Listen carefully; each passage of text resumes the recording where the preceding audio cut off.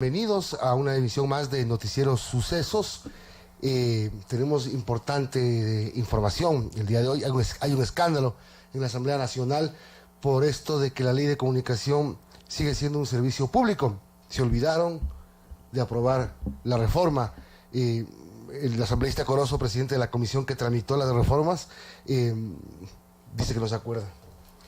Mientras los otros asambleístas dicen que estuvo debatido en la mesa el tema de eliminar a la comunicación como un servicio público. En fin, vamos a conversar con Boris Cornejo, presidente de la Fundación Esquel. Vamos a hablar sobre el diálogo ciudadano, todos contra la corrupción. Y también con Roberto Aspiazu, director del Comité Empresarial Ecuatoriano. Un tema importante, unos cobros que hacen los municipios, especialmente de las provincias de Manabí y Esmeraldas, a las empresas privadas. Así es, también estaremos conversando con Juan Sebastián Roldán, secretario particular de la Presidencia, sobre la lucha contra la corrupción. Así que, excelente programa, amigos. Acompáñanos hasta las 9 de la mañana. Vamos a revisar las principales noticias de hoy. Así es, amigos. Ahora revisamos la noticia en Sucesos. Y bien, con información de Diario El Comercio, la Asamblea cerró el primer debate del proyecto de ley anticorrupción, esto en medio de críticas. Con la participación de 11 legisladores, el Pleno de la Asamblea Nacional concluyó el primer debate del proyecto de ley anticorrupción y de protección al denunciante que impulsa el Ejecutivo. La discusión se agotó en poco menos de 2 horas en el hemiciclo legislativo, sin que participen legisladores del movimiento oficialista Alianza País. La propuesta fue blanco de críticas de asambleístas como Marcela Aguiñaga, Franklin Samaniego del grupo correísta, quienes señalaron que el texto tiene vicio de inconstitucionalidad de fondo. Aguiñaga ya es presidenta de la Comisión de Justicia que tramita el documento. La legisladora cuestionó, entre otros puntos, los mecanismos de recompensas que se proponen para quienes delaten actos de corrupción. Criticó que el sistema se pretenda gestionar desde el Ministerio del Interior y no desde la Administración de la Justicia. La asambleísta incluso exhibió videos en los que mostró el criterio de juristas y académicos, quienes consideraron que el Código Integral Penal ya contiene estas disposiciones para la recuperación de bienes y recursos producto de la corrupción. Además, Aguiñaga ha señalado que por 2 ocasiones invitó a la secretaria jurídica de la Presidencia para que acuda a la comisión a defender el proyecto, pero no lo hizo. Por otra parte, el socialcristiano Henry Cucalón ha apuntado que la gente demanda un cambio normativo trascendente, eficaz y efectivo, esto en materia de lucha contra la corrupción, y se lamentó que el Ejecutivo haya vetado el año pasado la Ley Orgánica de Lucha contra la Corrupción de iniciativa legislativa. Mientras tanto, Fernando Callejas de Creo instó al Pleno a despojarse de cualquier animadversión y a coger lo positivo de estos proyectos para incorporarlos también en el Código Penal. Subrayó que no se puede dar potestad de instituciones que naturalmente no las tienen. 7 de la mañana con 6 minutos, en Brooklyn, en Nueva York, se lleva a cabo el juicio al Chapo Guzmán. Un juicio, claro, obviamente es importante por todo lo que se está diciendo, y también es importante para el Ecuador por las noticias, las declaraciones y los testimonios que a diario salen y que involucran al Ecuador. Por ejemplo, sin ser identificados, militares y funcionarios judiciales de Ecuador fueron señalados una vez más en el juicio que se lleva a cabo desde hace más de un mes en Nueva York. El periodista Keegan Hamilton, que asiste al juicio, volvió a publicar entre este lunes y hoy martes, y ayer martes, vía Twitter, detalles de los testimonios que citan las actividades relacionadas al narcotráfico que el cartel de Sinaloa desarrolló en el Ecuador en los últimos años. En esta ocasión los detalles se basan en las declaraciones de Alex Cifuentes, hermano de Jorge Cifuentes, ex socio de Guzmán en Colombia. Se señala que en Ecuador se retiraban tarjetas de débito prepagadas cargadas con $9,900 y que en el país el cartel mexicano tenía una compañía de seguros que ayudaría a lavar el dinero. Cifuentes habló también de un soborno de $500,000 a un juez ecuatoriano para arreglar el caso del capitán del ejército Telmo Castro, quien ha sido señalado como uno de los socios del cartel mexicano en Ecuador. Alex detalló, según Keegan Hamilton, que también habían adquirido armas de grueso calibre de contactos militares en Ecuador y Honduras. Y ayer, otra de las noticias que sale desde ese juicio, y ya no involucra al Ecuador, pero es escandalosa, dice que el Chapo Guzmán sobornó al expresidente mexicano Enrique Peña Nieto. Un testigo en el juicio contra el Chapo Guzmán testificó que previamente había dicho a las autoridades que el capo narco pagó un soborno de $100 millones al expresidente de México, Enrique Peña Nieto. El envío de dinero lo hizo una mujer llamada Comadre María en Ciudad de México. El testimonio lo dio Alexis Fuentes, ex mano derecha del Chapo durante varios años, y que poco antes afirmó que Guzmán intentó ofrecer $10 millones al general de la nación en México, quien supuestamente rechazó la oferta porque odiaba mucho a Joaquín. Y en el ámbito internacional, los asambleístas Lourdes Cuesta de Creo, Raúl Tello de BIN y Amapola Naranjo por el Grupo Correísta integran esta comisión multipartidista que se encargará de investigar a la legisladora Ana Galarza. La designación se dio este martes en el Pleno de la Asamblea por unanimidad con 126 votos, incluso del asambleísta perteneciente a filas del movimiento Creo y su bancada. La moción fue presentada por Rubén Bustamante de Alianza País sin un debate de por medio. El bloque oficialista prefirió no participar de esta instancia y aquí estaré como siempre dando la cara al país. Presentaré todas mis pruebas de descargo ante toda esta patraña. Nada debo, nada temo, tuiteó Ana Galarza. Ronnie Aleaga, quien impulsa el proceso contra Galarza, sostuvo que existen pruebas contundentes que tendrán que ser revisadas durante el proceso. También señaló que la legisladora está acusada de concusión, enriquecimiento ilícito y uso doloso de documento falso. Esto con base a una denuncia presentada por Lenín Rodríguez, ex asesor de la legisladora en la Fiscalía General del Estado. 7:09. Ayer la fiscal general del Estado encargada, Ruth Palacios, se refirió al caso de Tomislav Topic y a este acuerdo que hizo, o esta oferta que hizo, de devolver al Estado $13.5 millones. La fiscal general dijo que no dejará de investigar al empresario y accionista de Telconet por un posible lavado de activos y por peculado. El hecho de que el señor Topic haya ofrecido devolver $3.5 millones no implica que se excluya responsabilidad, dijo Ruth Palacios. Su reacción se dio un día después de que Diana Salazar, la directora de la UAFE, informara sobre el acuerdo firmado por Topic. A través de ese convenio, él se comprometió a entregar el dinero al Estado y reconoció que su empresa lo recibió en el 2012 de la offshore Glory, usada por Odebrecht para pagar coimas. La Fiscalía hace su trabajo y nosotros llegaremos a determinar si existe o no responsabilidad del señor, dijo la fiscal. Minutos antes se entrevistó con Iván Granda, subsecretario de Acción Política. Él entregó la carta compromiso de Topic y un reporte de operaciones financieras inusuales e injustificadas de Topic fechado al 2017. La directora de la UAFE no se presentó en las oficinas de la Fiscalía. La cita con Granda duró 10 minutos. Luego la fiscal Palacios reveló que no tenía conocimiento de este acuerdo y que tampoco conoce las condiciones con las que se dio ni lo que hoy pretenda el empresario Tomislav Topic. Qué curioso. Milton, en otras noticias, la jueza Silvia Sánchez de la Corte Nacional de Justicia emitió este martes el auto de sobreseimiento. Está a favor de los exfuncionarios de la Secretaría Nacional de Comunicación, Vanessa Salgado, Juan Chiriboga, Javier Lemos y Marco Antonio Bravo, también Elsa Vivanco, representante de la empresa Satre Comunicación Integral, quienes eran investigados por el delito de peculado en el que es procesado el exsecretario de Comunicación, ahora prófugo Fernando Alvarado. El auto de sobreseimiento se da a 4 días de que la fiscal general encargada, Ruth Palacios, al no encontrar elementos de convicción suficientes, presentó ante la jueza Sánchez un dictamen abstentivo a favor de los 5. Al no ser nombrados en la lista de abstentivos, se espera que llegue un dictamen acusatorio para los 4 procesados restantes, esto es Alvarado, Galo Pacheco, ex administrador del contrato con Víctor Hugo Enrique en la SECOM, el ex subsecretario nacional de la SECOM, Pablo Llanes, y el proveedor Carlos Bravo, gerente de la compañía Gota Azul. 7:11. La planta de licuefacción de gas natural Bajo Alto, uno de los 5 proyectos que fueron auditados con el aval de las Naciones Unidas, ayer fue inspeccionada por autoridades, registra hundimientos de 70 centímetros. Necesita 12 obras de remediación, medidas que deben realizarse para garantizar una operación segura, eficaz y eficiente que hoy funciona este proyecto al 50% de su capacidad.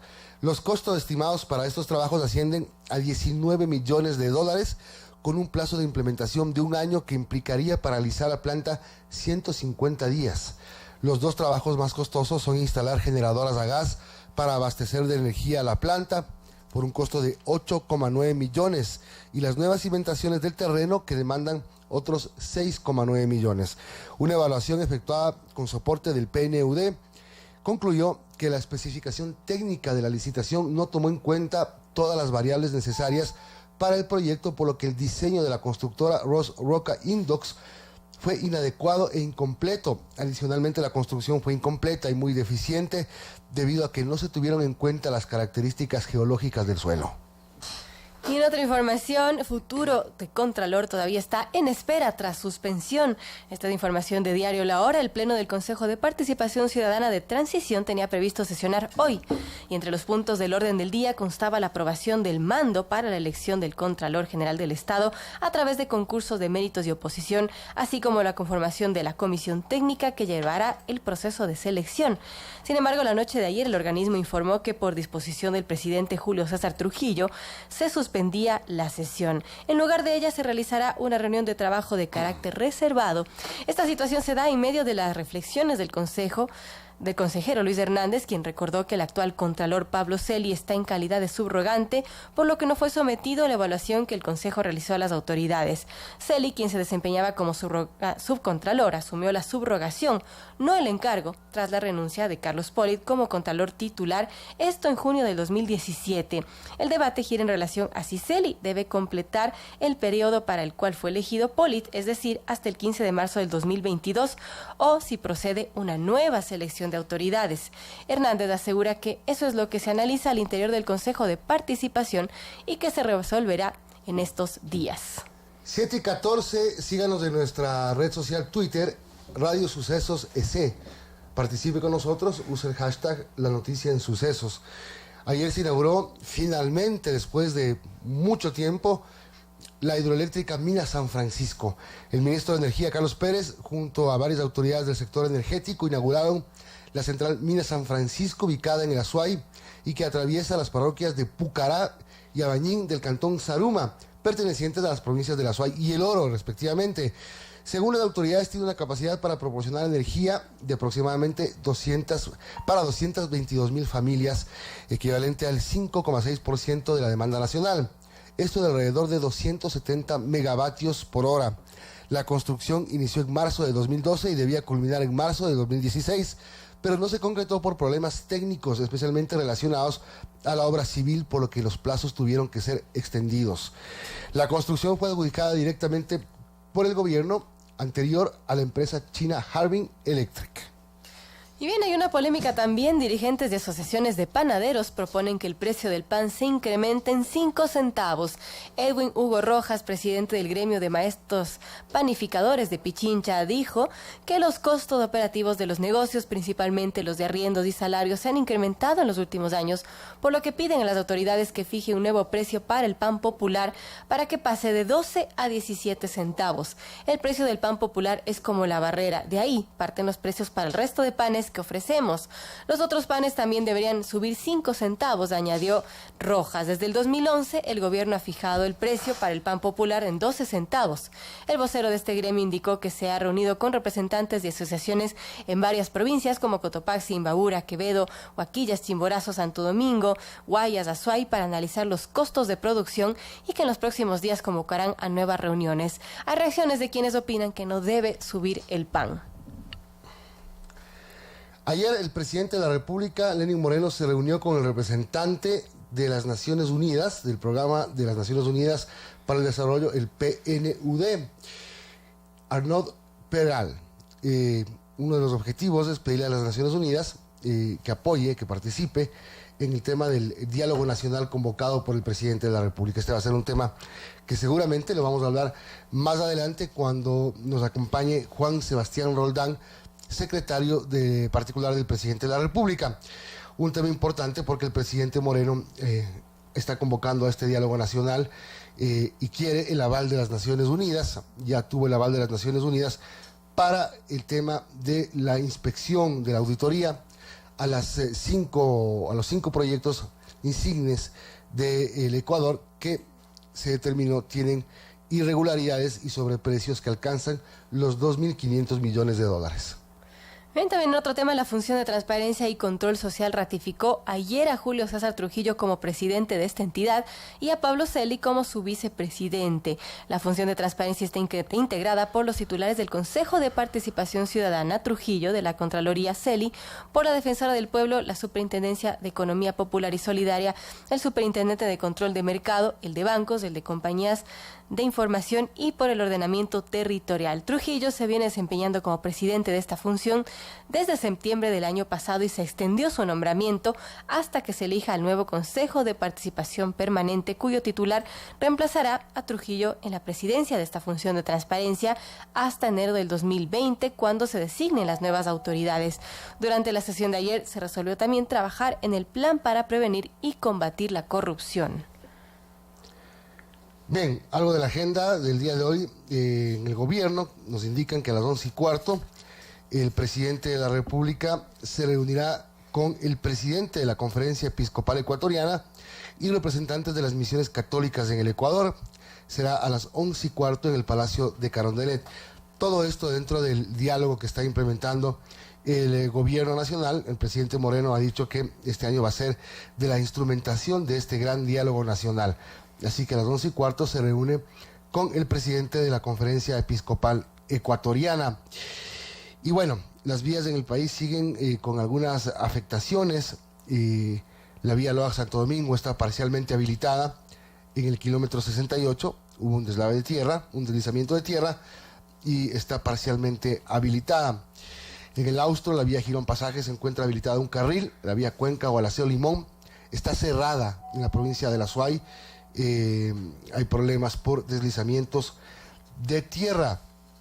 Y ahora la actualización de la información justamente en el chat del ECU 911. Se cierra en ambos sentidos la vía Aloa Santo Domingo en el kilómetro 68. Atención, esta información de este momento. Cerrada en ambos sentidos la vía Aloa Santo Domingo por un deslizamiento de tierra en el kilómetro 68. Nuevamente se cierra esta vía. Amigos, el aborto ha estado en debate y no solo en los interiores de la Asamblea Nacional, sino que también se vivió al exterior una jornada intensa en torno al debate de la despenalización del aborto por causa de violación. Nuevamente ayer desde temprano, dice Diario La Hora, los alrededores del Parlamento se llenaron de seguidores en pro y contra del aborto y en el Pleno las gradas llenas de manifestantes marcaron la tónica del debate, las reformas del Código Orgánico Integral Penal. Fueron más de 15 intervenciones de los asambleístas y una comisión general las que dieron virajes al timón de la ruta trazada por la Comisión de Justicia del Parlamento Nacional a las reformas del Código Penal en su primer informe, donde se asuman 5 causales para la despenalización del aborto. 7 de la mañana con 20 minutos y la Asamblea no encuentra todavía la forma de remediar la exclusión del artículo 5 de la reforma a la Ley de Comunicación que se refiere al concepto de la comunicación como servicio público. Más de un asambleísta se sorprendió al conocer que en el proyecto que ahora está en manos del Ejecutivo, para su veto o sanción, aprobado el 18 de diciembre, no se cambió el artículo 5 de la norma.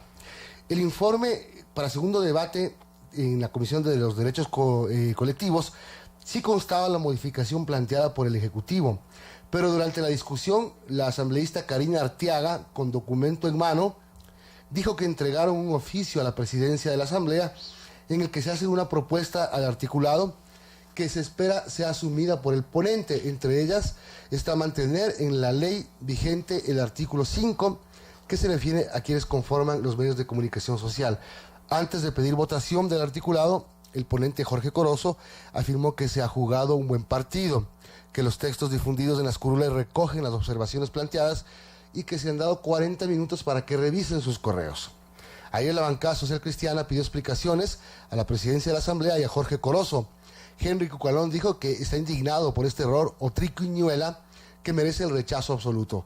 La vía para enmendar es aplicar una nueva reforma, aunque la Corte Constitucional dejó sin efecto hace pocos meses el calificativo de la comunicación como servicio público. Tenemos en línea a esta hora a Yanín Cruz, asambleísta por Creo, integrante de la Comisión de los Derechos Colectivos, que tramitó las reformas de la Ley de Comunicación y que ayer se mostraba indignada por este tema. Por eso la llamamos y gracias, asambleísta, por recibir nuestra llamada. ¿Qué van a hacer con este? ¿Es un error?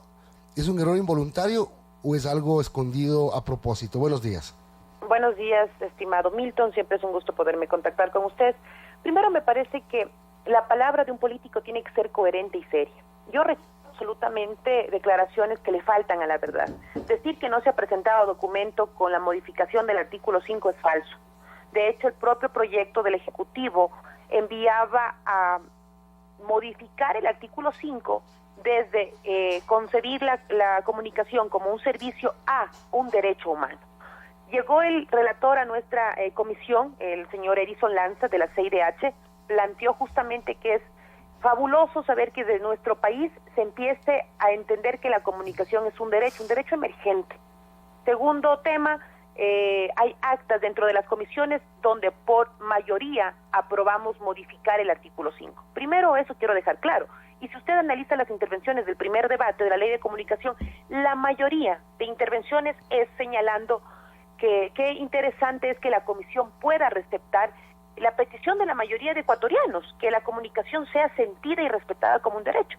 En lo posterior, en el segundo debate, me llama totalmente la atención cuando este artículo ya fue modificado, que se remita al Ejecutivo un proyecto donde no se modifique el artículo 5. Ahora, el presidente de la República puede vetar los artículos que se han modificado, pero como no hubo la responsabilidad, digo, desde la Secretaría de esta comisión, y tampoco en este caso se dieron cuenta, y digo con toda legitimidad, los diferentes asesores del señor Corozo, es que no se puede vetar el artículo 5. ¿Cuál es el tema? Esperemos que llegue el veto, el plazo vence hasta el día sábado para ver qué modificaciones hace el presidente de la República, y una vez que ingrese al registro oficial, pues nosotros tener la responsabilidad, si digo, compartida con la mayoría de legisladores, para presentar la inconstitucionalidad de ciertos artículos. Eso es clarísimo, así que nosotros estamos en esa espera y que el presidente Corozo, por supuesto, que le responda al país tamaña irresponsabilidad y tremendo error, cuando uno de los debates que impulsaba a desmontar totalmente este sistema de persecución, de sanción, de la Supercom, es justamente pasar de concebir la comunicación como un servicio público a un derecho humano. Ahora, asambleísta, esto tiene dos partes. La primera parte es determinar qué pasó en la asamblea. No solamente tiene que responder el presidente de la comisión, Jorge Corozo, sino los asambleístas. ¿No se dieron cuenta de lo que votaron acaso ustedes? Mire, ahí le voy a ser muy franca. Al final nos llamó la atención la transitoria donde se pedía la renovación automática. Fue uno de los temas que en lo personal a mí sí me preocupó. Y nosotros habíamos señalado que no se puede introducir esa transitoria porque es inconstitucional. Y nosotros nos fijamos justamente en el artículo 17. Yo espero, Milton, que realmente haya sido un error, de verdad, le digo y con vergüenza, un error desde la comisión, desde los secretarios, que en el final de enviar el texto lo hicieron sin presentar la modificación del artículo 5. Y claro está, 40 minutos en entredicho. Fueron 15 minutos que se envió esta clase de modificaciones, y en 15 minutos obviamente nosotros peleando para que esa transitoria inconstitucional no ingrese, pasó estos temas, y que esto sirva, Milton, para entender que al final no solamente fue en la Ley de Comunicación, sino en otros proyectos de ley que lamentablemente no dan el tiempo suficiente para poder contrarrestar las modificaciones. ¿Por qué? El ponente del proyecto de ley, el presidente de la comisión, es el responsable de coger las observaciones, tomarlas, enviar a Secretaría y que se presente claramente los textos cambiados. En ese sentido, pues esperemos que el sábado ya llegue hasta el sábado el veto por parte del presidente de la República y tomar nosotros pues el compromiso de modificar los artículos que no dan la garantía de una libertad de expresión responsable y mucho prestarnos para esta clase de irresponsabilidades. El problema, asambleísta, es que, como conversábamos el otro día cuando usted estuvo aquí, es que esa noche pasaron un montón de cosas muy extrañas. El tema de las frecuencias, el tema del artículo 98, y ahora nos damos cuenta de otra cosa más que falta por conocer, que ustedes no se dieron cuenta. Aquí lo dice Karina Arteaga, el asambleísta de AP, dice que entregaron un oficio a la presidencia de la asamblea para que en el que se hace una propuesta que se espera sea asumida por el ponente, entre ellas mantener en la ley vigente el artículo 5. Mire, yo trato cada vez de entender que esto obedece justamente a veces a errores que no miden obviamente las consecuencias. Y en este caso de Milton, nosotros Queremos que el presidente de tanto Corozo como la secretaria, obviamente, de la Asamblea responda. ¿Qué pasó? En el momento, obviamente, de tipear, ¿se dieron cuenta realmente y no supieron manejar el tema en la Asamblea? Porque el artículo 5 fue uno de los temas más debatidos, inclusive por parte del Ejecutivo. Me llama la atención que al final se den esta clase, obviamente, de errores. Espero realmente por tranquilidad, primero de la Comisión, de la Asamblea Nacional y obviamente por la confianza de los ecuatorianos, que el señor presidente de la Comisión pueda responder. Pero ya empezar a decir que no hubo modificación alguna del artículo 5, faltándole la verdad, me parece que es una impresentable argumentación por parte del ponente, ¿no? Así que espero que el presidente de la Comisión pueda responder. Yo ayer ya pedí las actas de la Comisión, en donde se debatió, se cambió, y lo mejor que pasó en la comisión fue que los testigos fueron los medios de comunicación, que acompañaron el debate y fueron quienes escucharon cuántos legisladores apoyábamos a que la comunicación sea respetada como un derecho humano. Así que en ese caso nosotros estamos tranquilos porque dentro de la comisión se dio el cambio y el señor presidente tendrá que responder bajo qué términos se aceptó la propuesta de la asambleísta Karina Arteaga. Daniel, le saluda Verónica Larrea aquí en cabina y quisiera conocer su opinión respecto a lo que dice Corozo, y quien pues comentó que el texto no afecta al espíritu de que la comunicación es un derecho, y dijo pues que él es responsable de recoger las observaciones hechas en el pleno de la Asamblea, y dentro de ellas constaba la realizada por Arteaga. ¿Qué opina de lo que ha mencionado Jorge Corozo en su defensa? Yo me remito a las pruebas, y si usted analiza entre del presidente de la Comisión de Derechos Colectivos, él saluda el hecho de cambiar la comunicación de un servicio público a derecho humano. Por eso digo, la coherencia en un político es indispensable, no solamente es cómo votamos, sino lo que decimos. Y hay registros, hay videos, hay entrevistas donde dan ese obviamente lo que yo estoy argumentando. Así que yo no sé el presidente por qué da esta clase de respuestas al cuestionamiento de la prensa, porque claramente se debatió el artículo 5. Decir que no hubo modificación es faltarle a la verdad. Y es lamentable que un presidente de esta clase de justificaciones, yo no las comparto para nada. Bien, habrá que esperar entonces del veto presidencial y cómo resuelven esta situación del artículo 5. Bueno, y sí, por un lado, asambleísta, determinar y que la asamblea responda, no solamente Corozo, porque de verdad, lo que pasó con la ley de comunicación en las últimas horas previas a la aprobación, no creo, sinceramente, que obedezcan a errores, ni a que no me di cuenta. Tendrán que responder los asambleístas del país. Y por otro lado, ¿cómo van a solventar el problema? Usted dice y explica que no se puede vetar porque no fue un artículo modificado. ¿Cuál es la vía? Es que como remite el presidente de la comisión al Ejecutivo, no hay cambio alguno en el artículo 5. Por lo tanto, el presidente solo puede vetar los artículos modificados. Y el Ejecutivo tiene en su mano un proyecto donde no aparece modificación alguna en el artículo 5, por lo tanto no lo puede vetar. Una vez que llegue el veto, ingrese la ley al registro oficial, nosotros podemos plantear la inconstitucionalidad. De hecho, le habíamos hablado de varios artículos, ¿no?, que aún hacen ruido, pero que tenemos toda la responsabilidad, obviamente, Milton, la Asamblea en general, aparte del presidente de Derechos Colectivos, responder obviamente a esta clase de juegos complicados que se dan al final de la noche en la Asamblea Nacional. Lamento que esto haya pasado y, por supuesto, y lamento la clase de argumentos sin tener la responsabilidad cuando hay las evidencias de que hubo la modificación del artículo 5. Yo realmente, Milton, me comprometo obviamente a dar continuidad a esto y a presentar la inconstitucionalidad, no solamente del artículo 5, de algunos artículos que todavía nos queda mucha duda. Asambleísta, una pregunta final sobre otro tema, y gracias por recibir nuestra llamada pese a no haber estado programada. Ayer se conformó la comisión multipartidista para investigar la actuación de Ana Galarza o las denuncias contra la asambleísta Ana Galarza. Internamente en el bloque, en el partido, ¿cómo está la situación de Ana Galarza? ¿Cómo está el apoyo de Creo a Ana Galarza? A ver, me parece que es indispensable que sepan todos los ecuatorianos, Milton, que esta decisión de que se conforme la comisión, de hecho, fue planteada desde el inicio por la asambleísta Galarza. Ella quiere demostrar en la comisión, descargarse de todo lo acusado, que me parece que es el camino correcto. Por un lado eso, y por otro también darle la posibilidad a que el ex asesor de la asambleísta Galarza pueda presentar las evidencias del caso.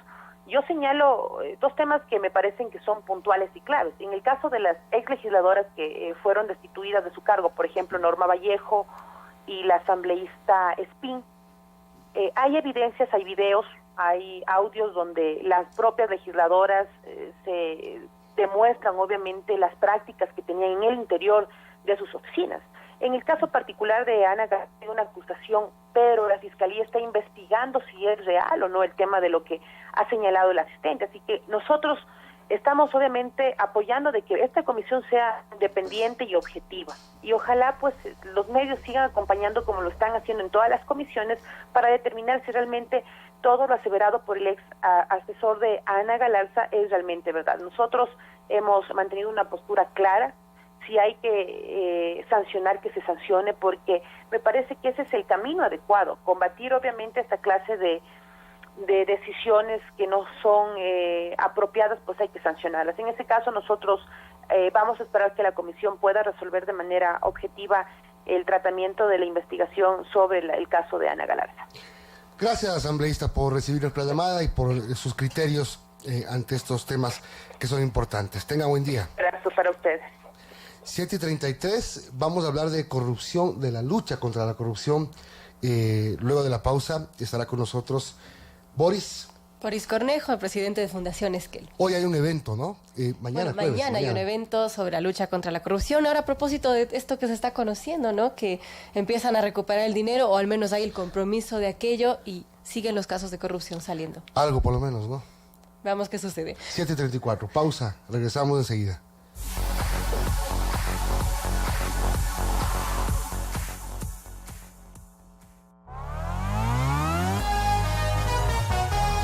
Su noticiero Sucesos regresa luego de este espacio publicitario.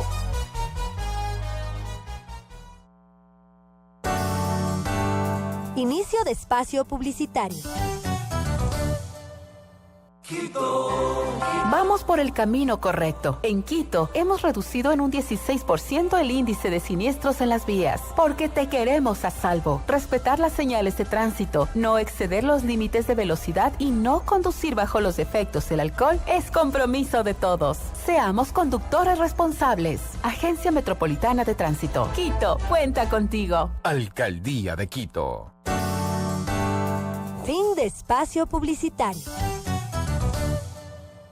Durante las próximas semanas se prevé la entrega de más alarmas comunitarias en barrios de la parroquia de Pifo. Esas actividades se encuentran dentro del programa Quito Listo, cuyo objetivo es que todos los habitantes del distrito metropolitano estén preparados y prevenidos ante cualquier emergencia natural o antrópica, el cual se desarrolla en los ejes temáticos de la gestión de riesgos, prevención y convivencia pacífica, seguridad integral y fauna urbana, violencia intrafamiliar, seguridad vial y prevención y control de normas constructivas.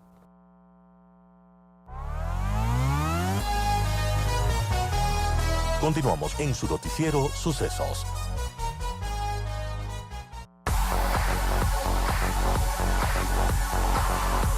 Amigos, estamos de regreso, las 7:35, y antes de presentar a nuestro invitado, a Boris Cornejo, Quito cuenta contigo, así como nosotros podemos contar con el metro, el mayor proyecto de movilidad que la ciudad haya emprendido en su historia, construyendo juntos el futuro. Este es un mensaje de la Agencia Metropolitana de Tránsito. Y antes del corte habíamos mencionado que vamos a hablar acerca de la corrupción. Justamente la Comisión de Justicia de la Asamblea Nacional aprobó este miércoles 9 de enero el informe sobre el proyecto de ley anticorrupción y protección al denunciante, que fue presentado por el presidente Lenín Moreno, recordemos, el 13 de septiembre pasado. Los integrantes de esta mesa legislativa, que preside la legisladora correísta Marcela Aguiñaga, se reunieron la tarde del 9 de enero para aprobar el documento que deberá ser debatido en el Pleno de la Asamblea.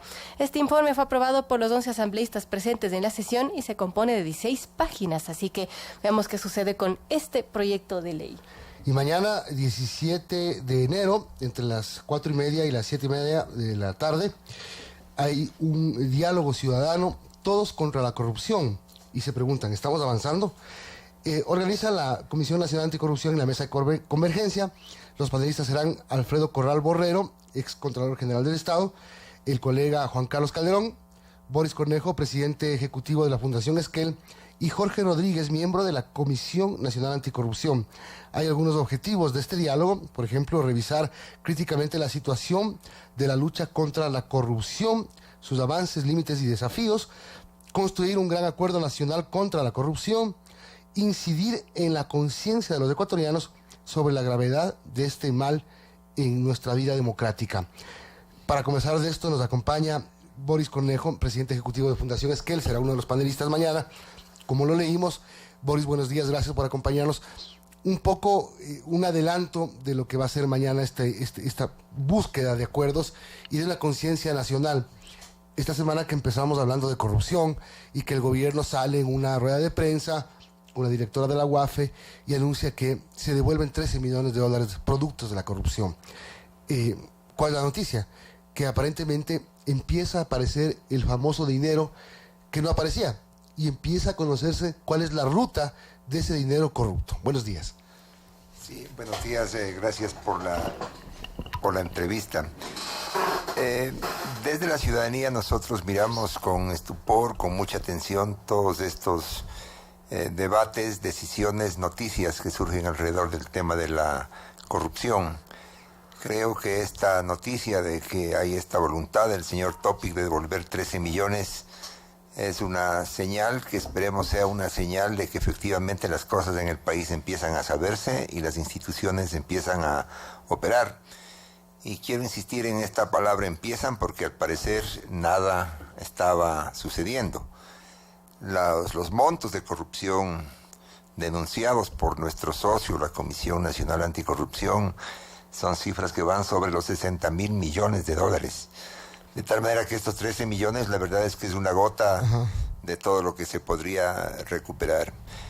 El evento de mañana, en realidad, lo que busca es hacerse estas y otras preguntas. Efectivamente, esta devolución del dinero es una muestra de que la sociedad está avanzando en la lucha contra la corrupción.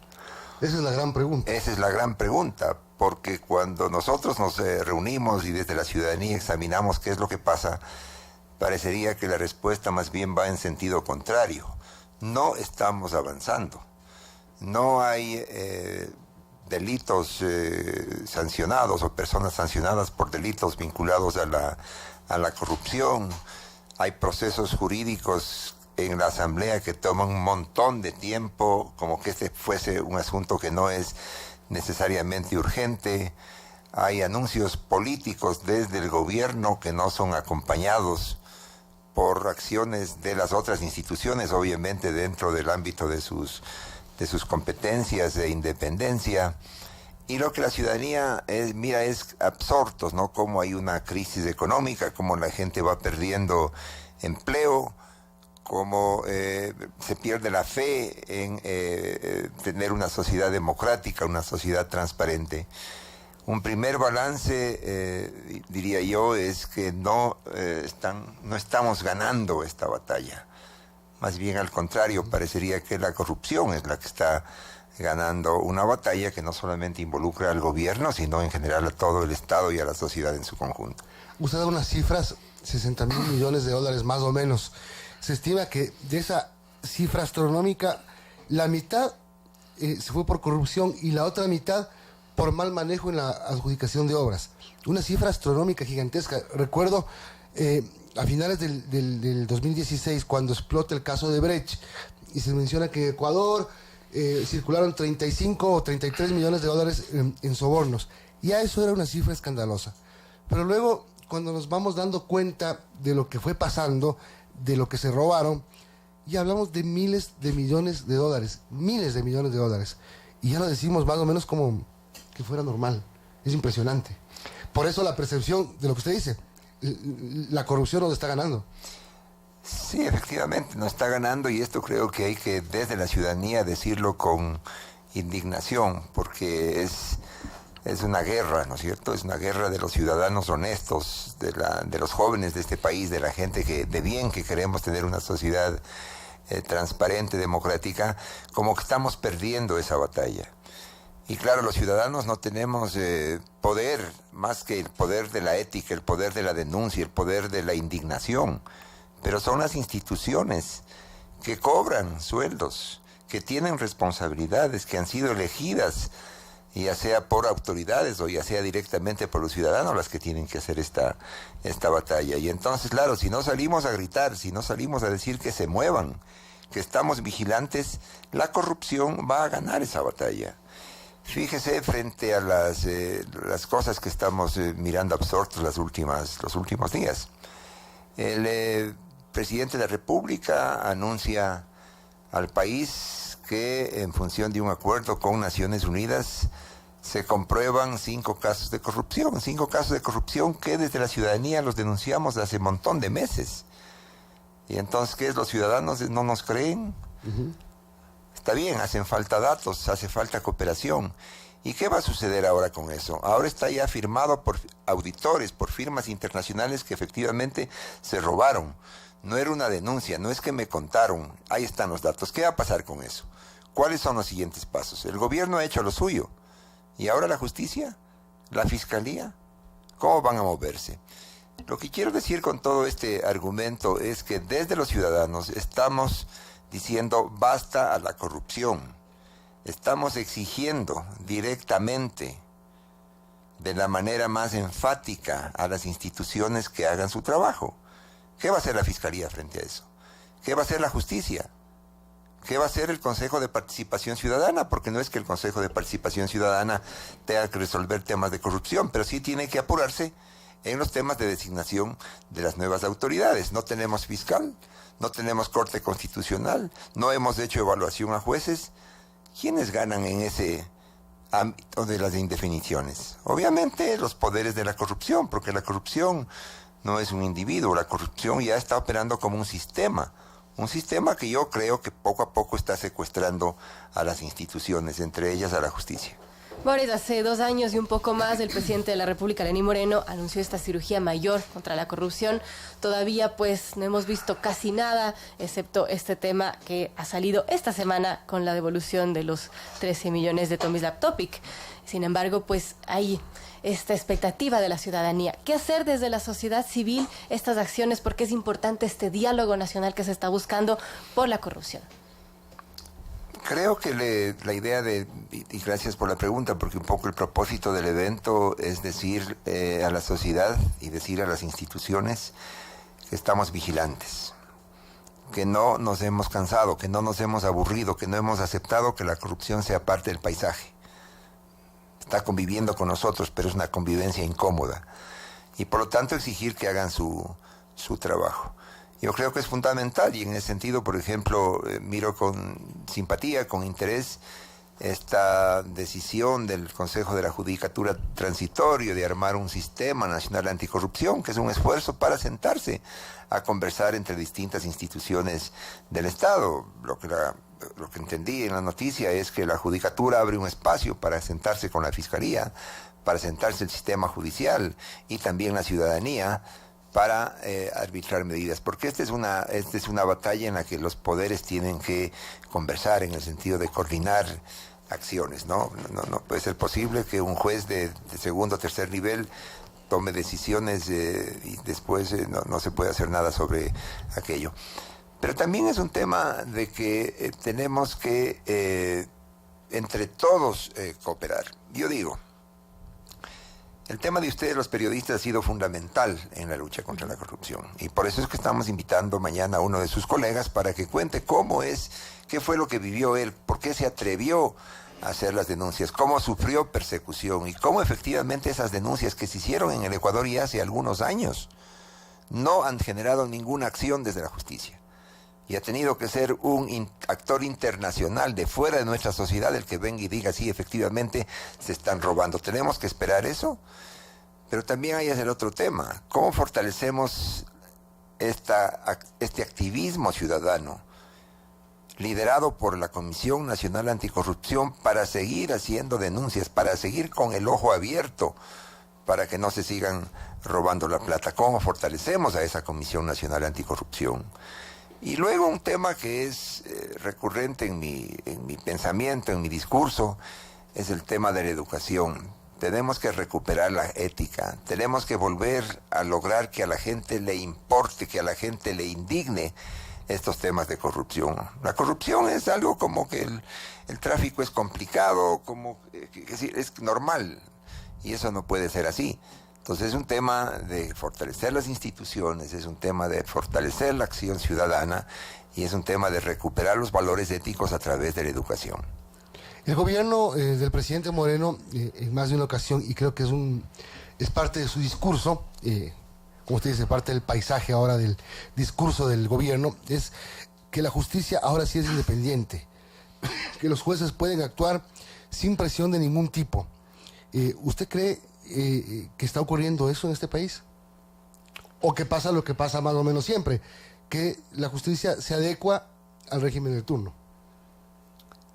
Yo creo que las declaraciones del presidente, y quiero entenderlas así, son opiniones políticas, sinceras, que buscan esa reconstrucción de la democracia en el Ecuador. Y en ese sentido miro con profunda simpatía y aplaudo lo que dice el presidente. Porque no hay que olvidarse que esta exacerbación de la corrupción también es una consecuencia directa de la forma como se gobernó este país en los 10 años anteriores. Cuando el presidente de la República declaró que él era el jefe del Estado y por lo tanto jefe de la justicia y jefe de todos los poderes, él envió un mensaje muy directo. ¿Cuál es el mensaje a los jueces? No se atrevan porque yo soy el jefe. Y entonces, claro, un gobierno ultraconcentrador de poderes, un gobierno que dispuso de muchos dineros, que gobernó a su antojo, obviamente tiene los mejores ingredientes para que la corrupción florezca. Y entonces, sin olvidar ese contexto, la declaración del presidente de la República, Moreno, es súper importante, porque lo que le está diciendo a los jueces es, hagan lo suyo, tómense en serio su trabajo, funcionen, actúen con independencia. No debe ser fácil, pienso yo, para un juez, después de haber estado 10 años sometido a persecución, a indagación, a sanción, a despido. Y estoy hablando no de casos aislados, parece que así funcionaba el sistema de justicia. No debe ser fácil desprenderse de esos hábitos, de esas actitudes. Y por eso yo digo que ahora desde la ciudadanía tenemos que empujar esta cosa de que las instituciones se fortalezcan y hagan lo suyo, pero no con regulaciones ni declaraciones. Y desde la ciudadanía estamos vigilantes de que efectivamente esta gente hace su trabajo, y si no lo hacen, pues tendrán que irse a su casa, y habrá que evaluar a jueces, y habrá que designar a nuevos jueces, y habrá que terminar de reconstruir la democracia en el Ecuador. 7:50, conversamos con Boris Cornejo, presidente ejecutivo de Fundación Esquel. Uno de los temas que se dice en el narcotráfico, por ejemplo, me acuerdo en el gobierno anterior, cuando se multiplicaban los casos de narcotráfico, el gobierno explicaba que no es que aumentó el narcotráfico, lo que pasa es que lo estamos combatiendo y lo estamos descubriendo. Pasa en el momento coyuntural, hay una montaña de casos de corrupción, hay una montaña de procesos. Ayer, a propósito, el contralor Pablo Celi decía que la Fiscalía no está cumpliendo con su trabajo. No obstante, a la faz pública aparece un montón de casos de corrupción. ¿Es porque la corrupción aumentó o porque las autoridades están realmente combatiendo y descubriendo esa corrupción? ¿O las dos cosas? Yo creo que debe ser una combinación de dos temas, ¿no? Cuando hay mucho dinero en una sociedad y cuando el poder está concentrado, las instituciones no operan como deberían operar. Y entonces, claro, como la gente está bien, hay dinero para todo, nadie se preocupa de que las cosas se hagan con transparencia, las instituciones están cooptadas, debilitadas, entonces no se sabe mucho de la corrupción. Cuando se acaba la plata y cuando resulta que hay que despedir maestros o hay que cerrar instituciones y hay que empezar el ajuste, entonces, claro, uno le pone más atención al tema del dinero, al tema de los recursos. Y ahí es que empiezan entonces a decir, pero si se han estado robando la plata no está yendo a la educación, la plata no está yendo a la salud, no está yendo al pueblo. La plata lo que ha estado yendo es a estos poderes corruptos, porque no hay que hablar de fulano mengano, son poderes corruptos que han estado desde fuera, actividades ilícitas, y obviamente también en contubernio, por decirlo menos, con alguna gente, funcionarios del Estado. Entonces el tema es complicado porque lo que usted está mencionando no es un tema que se ventila dentro del país. La corrupción es un tema que es transnacional. estos delitos de narcóticos a los que usted se refiere no son temas de malos o buenos funcionarios, son temas de mafias que operan en el Ecuador y a las cuales les interesa pues que el Estado no se reorganice, a las cuales les interesa que la justicia sea débil. Y entonces, claro, porque hacen su agosto, porque claro, ese es un país en donde prácticamente pueden moverse con mucha libertad. Recuerde usted que aquí aterrizaban avionetas, recuerde que aquí se sabía que habían submarinos, que se encontraban en los techos de las casas de los funcionarios millones de dinero, gente que decía que no supo cómo le llegó a su cuenta no sé cuántos millones. Entonces, claro, tierra de nadie porque no hay instituciones. Yo creo que en ese sentido hay que apoyar la declaración del presidente. Respetemos las independencias de las funciones, pero desde la ciudadanía estemos vigilando que se ejerce esa independencia para hacer lo que se supone deben hacer, que es controlar, que es investigar, que es sancionar. A propósito, antes, pero discúlpame, solo para no cortar el tema del narcotráfico, vemos escandalizados como en una corte de Nueva York, en el juicio a uno de los narcotraficantes más terribles de la historia. El segundo país que aparece nombrado después de México es Ecuador. Y nos damos cuenta de tantas cosas que, digamos, eran chismes que no se podían comprobar. Y hoy, propios narcotraficantes dicen muchísimas cosas de cómo vendían armas, de cómo sobornaban jueces, bueno, miles de cosas.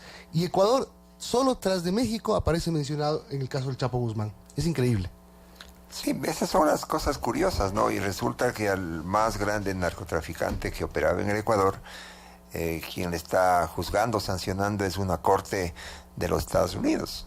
No es una corte ecuatoriana. Entonces, obviamente, eso demuestra la fragilidad de las instituciones. Y yo no quiero que se entienda que lo que hay que hacer es que acabar con esas instituciones. Lo que hay que es llamar la atención a que esas instituciones hagan su trabajo. El Congreso tiene que, o la Asamblea tiene que legislar.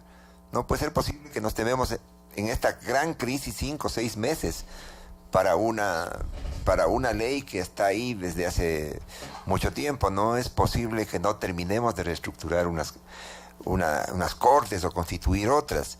No es posible que tengamos autoridades encargadas, no digo porque estén haciendo bien o mal, sino que hay que saber enfrentar ese tema. Fíjese lo curioso que es el tema del fiscal. ¿Cuál es el brazo del Estado? ¿Cuál es el brazo investigador en temas de corrupción? La Fiscalía. No tenemos un fiscal designado. Entonces, ¿qué es lo que está pasando? O sea, ¿por qué no nos atrevemos? ¿Es un tema que no tenemos la gente? ¿Es un tema que... ¿o qué? Por eso estaba mencionado que la ciudadanía debe estar expectante, vigilante, y para ello es que la Comisión Nacional Anticorrupción, la Mesa de Convergencia, fundaciones que le están invitando a este diálogo ciudadano, que imagino no empieza ni se agota mañana, sino que esto va a continuar como un proceso de diálogo contra la corrupción. Sí, efectivamente, gracias por la pregunta. Mañana, y aprovecho para que me permitan hacer una invitación, mañana a las 5 de la tarde en el Centro de Convenciones de Eugenio Espejo, el antiguo Hospital Eugenio Espejo, vamos a tener este diálogo ciudadano con distinguidísimos invitados. Esto lo estamos haciendo en el contexto de la Mesa de Convergencia, la Comisión Nacional Anticorrupción y la Fundación Esquel. ¿Y cuál es la idea? La idea es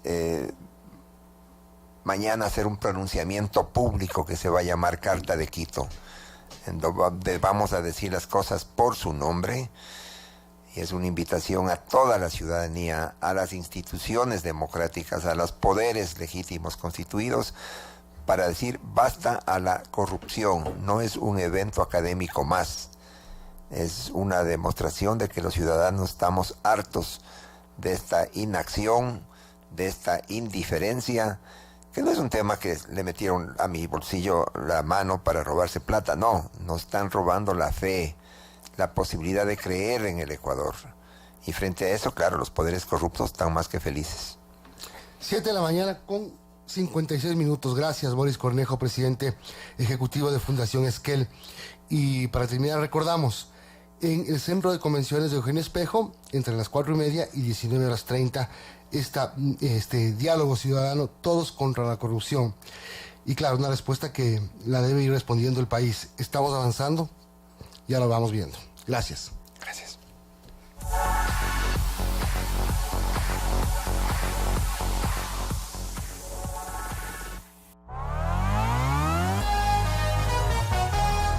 Su noticiero Sucesos regresa luego de este espacio publicitario. 7:57. Inicio de espacio publicitario. Eso, con fuerza. Ya llegamos un poco más. Abre el contenedor para lanzar los escombros a la basura. ¡Vecinos! ¿Qué creen que están haciendo? Nada, solo estamos botando basura. ¿Basura? Eso no es basura. Ladrillos, concreto, material de construcción son escombros. Y los muebles viejos, colchones y electrodomésticos dañados son tereques. Oye, pana, la Bessie tiene razón. Los escombros y tereques pueden dañar los recolectores. Bessie, ¿acaso usted trabaja en Emaceo? No, vecinos. Yo soy una ciudadana que quiere a Quito. Conozca los lugares de recolección de escombros y tereques en www.emaceo.gov.es/Quito a reciclar. Quito cuenta contigo. Tú cuentas con Quito. Quiero pasar más tiempo con mi familia y con el metro lo voy a poder hacer. Conseguimos el financiamiento, construimos y sacamos adelante el Metro de Quito, que va a transportar a más de 400,000 pasajeros diariamente, ahorrándoles muchísimo tiempo. Yo solo necesitaba que me tuvieran en cuenta. Tú cuentas con Quito y Quito cuenta contigo. Es un mensaje de la AMT, Alcaldía de Quito. Existen carnavales que te hacen bailar. Y está el carnaval de ofertas en Despegar, que te hace vivir al máximo tus vacaciones. Encuentra todo para tus vacaciones y difiere hasta 12 meses sin intereses. Vive tus vacaciones a lo grande con Despegar. Despegar.com. Viajar es posible. Consulta términos y condiciones en www.despegar.com.es. Fin de espacio publicitario.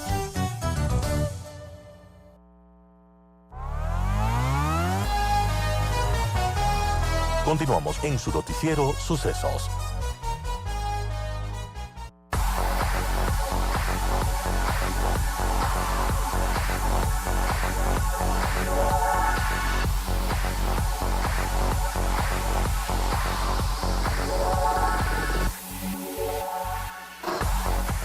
Amigos, ya de regreso a las 8 de la mañana y antes de presentar a nuestro siguiente invitado, a Roberto Aspiazu, director del Comité Empresarial Ecuatoriano, un mensaje de Emaceo: la recolección de la basura es tarea de todos. Respetemos los horarios de recolección, un mensaje de Emaceo.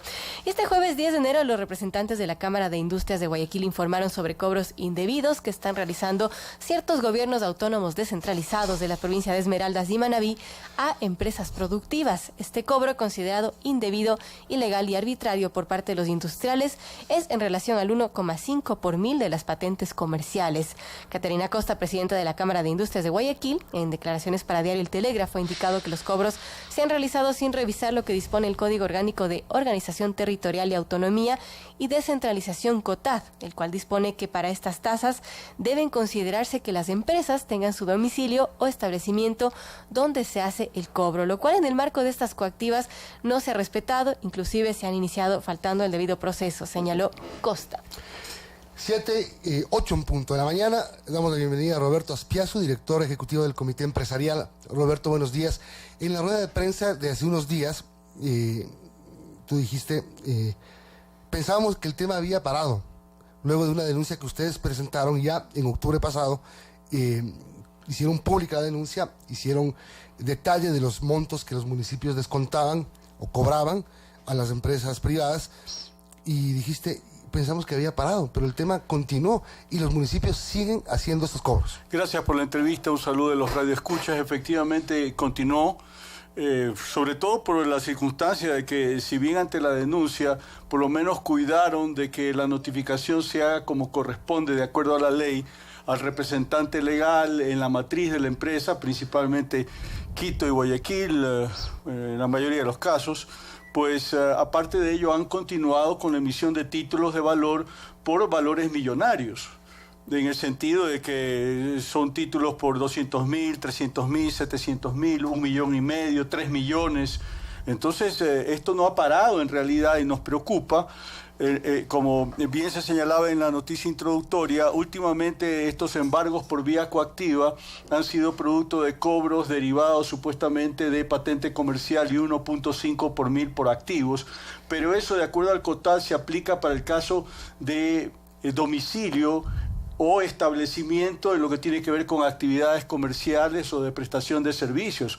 Pero no es el caso de estas jurisdicciones esmeraldas, en donde dicho establecimiento es sumamente restringido y donde naturalmente prácticamente la totalidad de estas empresas no tienen pues un establecimiento, de manera tal que el cobro es ilegal, indebido, no se justifica. Y bajo este contexto, naturalmente, es importante destacar que todo esto es movido por grupos de abogados que hacen ver a los municipios que pueden obtener recursos fáciles por esta vía, aunque sea ilegal, abusiva. Y si esto se ha venido haciendo, y desgraciadamente como hay limitaciones de carácter legal, la posibilidad de que el gobierno central intervenga activamente es también limitada. Ahora, para graficar un poco y para que la gente entienda cómo operan estos cobros y cuál es el tema del domicilio.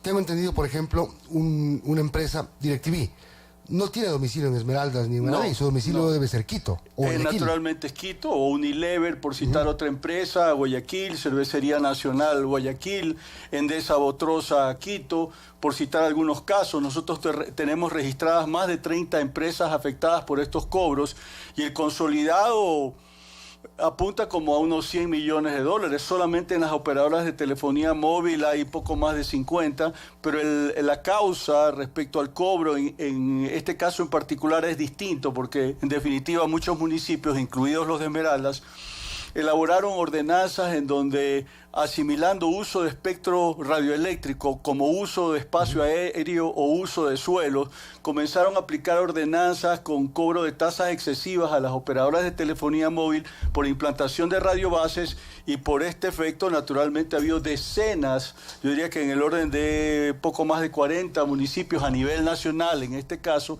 que han hecho estos cobros indebidos. Y parte del problema se suscita por el hecho de que en la mayoría de casos van perdiendo de a poco en las instancias judiciales, porque obviamente los cobros no tienen fundamento de ley, y ahora estos municipios se ven abocados tarde o temprano a devolver los dineros y resulta que se los han gastado.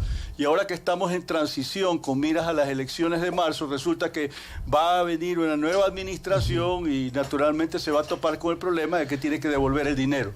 Ahora, yo recuerdo en octubre, cuando empezó la denuncia del Comité Empresarial del sector privado del Ecuador, y recuerdo declaraciones del alcalde de Esmeraldas, Lenín Lara, que hacía un detalle y una defensa de la legalidad de estos cobros y aduciendo básicamente el tema de las patentes. Y recuerdo también al alcalde de Quirindé, otro cantón de Esmeraldas, que bueno, creo que no tenía idea de lo que pasaba, porque recién estaba asumiendo y me parece que no estaba claro cuál era el tema. Pero la condición del COTAD es clara, tiene que haber domicilio o establecimiento comercial de algún tipo, y la mayoría de casos esa condición no se ha cumplido, y aún así se han emitido títulos de valor para embargo por vía coactiva, que es un procedimiento expeditivo que le permite en última instancia a los municipios embargar dinero de las cuentas bancarias de las empresas, con la particularidad que por el proceso judicial correspondiente en muchos casos lo que ocurre es que se está embargando el dinero correspondiente, dígase un caso determinado, $250,000, en 9 o 10, 11 cuentas corrientes de la empresa, pues estamos hablando de empresas que en la mayoría de casos son transnacionales. Ajá. Y resulta que si bien debitan el dinero correspondiente de una cuenta, las otras 10, por decir algo, se quedan con los dineros congelados durante 250 días hasta tanto se resuelva el contencioso y se aclare que efectivamente que eso ya se pagó, el embargo por vía coactiva. Pero esto naturalmente nos ha obligado a nosotros a trabajar con la Superintendencia de Bancos para efectos de que expida un instructivo, a efectos de que los propios bancos certifiquen que se ha seguido el debido proceso, para que no se proceda de una forma tan expedita en términos de proceder a estos embargos, ¿no? Sí. Ahora, ¿ustedes han conversado con los alcaldes? ¿Han tenido reuniones con ellos? Nosotros hemos conversado con la Presidencia de la República. En el mes de octubre nos reunimos con el Secretario General de la Presidencia, la Secretaria Jurídica. Y bueno, pues planteamos el problema, ellos lo derivaron al Consejo Nacional de Competencias, pero en realidad, realmente ahí no ha pasado mayor cosa. Hay una limitante también por el hecho de que en el propio directorio del Consejo Nacional de Competencias, conformado por 5 miembros, 3 corresponden a los GATS. y uno de los representantes, en particular de los municipios, es Lenín Lara, alcalde de Esmeraldas, que está naturalmente cuestionado por esta forma de proceder. En el caso de Esmeraldas en particular, quiero destacar que inclusive hizo aprobar una ordenanza ad hoc para pagarle a estos abogados asesores el 20% de lo que han recaudado. Si estamos hablando de millones de dólares, ¿no? En Esmeraldas se habla de 14 millones de dólares, 20%, como entenderá, es una cifra muy importante en beneficio de estos abogados que están promoviendo esta forma ilegal, abusiva, de efectuar los embargos por vía coactiva. Ahora, ¿ustedes por qué creen que se produce esto? ¿Realmente los alcaldes están confundidos y creen que es su competencia hacerlo? ¿O cuál es el motivo? ¿Es un abuso total? Es sinvergüencería, es corrupción. Nosotros esto lo tenemos totalmente detectado porque en la medida que en algunos casos cuando surgen estos problemas se le advierte a la empresa, te voy a hacer un embargo por vía coactiva y te emito títulos de valor por $500,000 y por ahí ya hay intermediarios que están abordando a la empresa para decirle yo te soluciono el contencioso y doy de baja de alguna manera los títulos de valor para que tú no tengas el problema a cambio de una suma determinada de dinero. Entonces esto se presta también para muchísimas irregularidades. Eso naturalmente nosotros lo hemos podido constatar y tenemos los testimonios correspondientes de las empresas que han sido afectadas. Y las empresas que han sido afectadas, las transnacionales, por ejemplo, ¿qué piensan hacer? Mire, el problema que está suscitando este método de cobro, por llamarlo de alguna manera, es que muchas de estas transnacionales están procurando tener sus cuentas corrientes con cantidades bajas, es decir, tienen instructivos en sus corporativos que no entienden qué está pasando en el Ecuador en el sentido de que retiren el dinero, que lo manden al exterior para efectos de que, como decía, tengan en sus cuentas corrientes el mínimo de liquidez disponible para efectos de que no le quiten el dinero. Pero es una locura, esa medida es una locura. Y lo preocupante es que ya ha transcurrido algunos meses y todavía no hay quien le ponga freno a estos municipios, principalmente de Esmeraldas. Quiero destacar que originalmente estaban también en curso 2 municipios de Manabí, Montecristi y Flavio Alfaro, pero los alcaldes finalmente han entendido la ilegalidad de este proceder y naturalmente están procediendo a dar de baja los títulos de valor correspondientes de forma tal que el contencioso en particular con ellos como que está menguando en estos momentos, lo cual nos complace. Pero, como entenderá, no puede haber una ley que se aplique en todo el país y exclusivamente Esmeraldas la interpreta a su manera, la aplica y procede a estos embargos abusivos e ilegales, mientras el resto del país naturalmente acata la ley. Me estoy refiriendo al resto de los municipios. En Esmeraldas son 7. Imagínese usted si los 221 municipios que creo que son comienzan a aplicar esta misma metodología de cobro. Obviamente las empresas estarían quebradas, tan sencillo como eso. Por otra parte, es una señal de falta de seguridad jurídica y esto merma la confianza en el país. Indiscutiblemente estamos hablando de empresas transnacionales, inversiones de México, Estados Unidos, Colombia, Chile, entre las principales.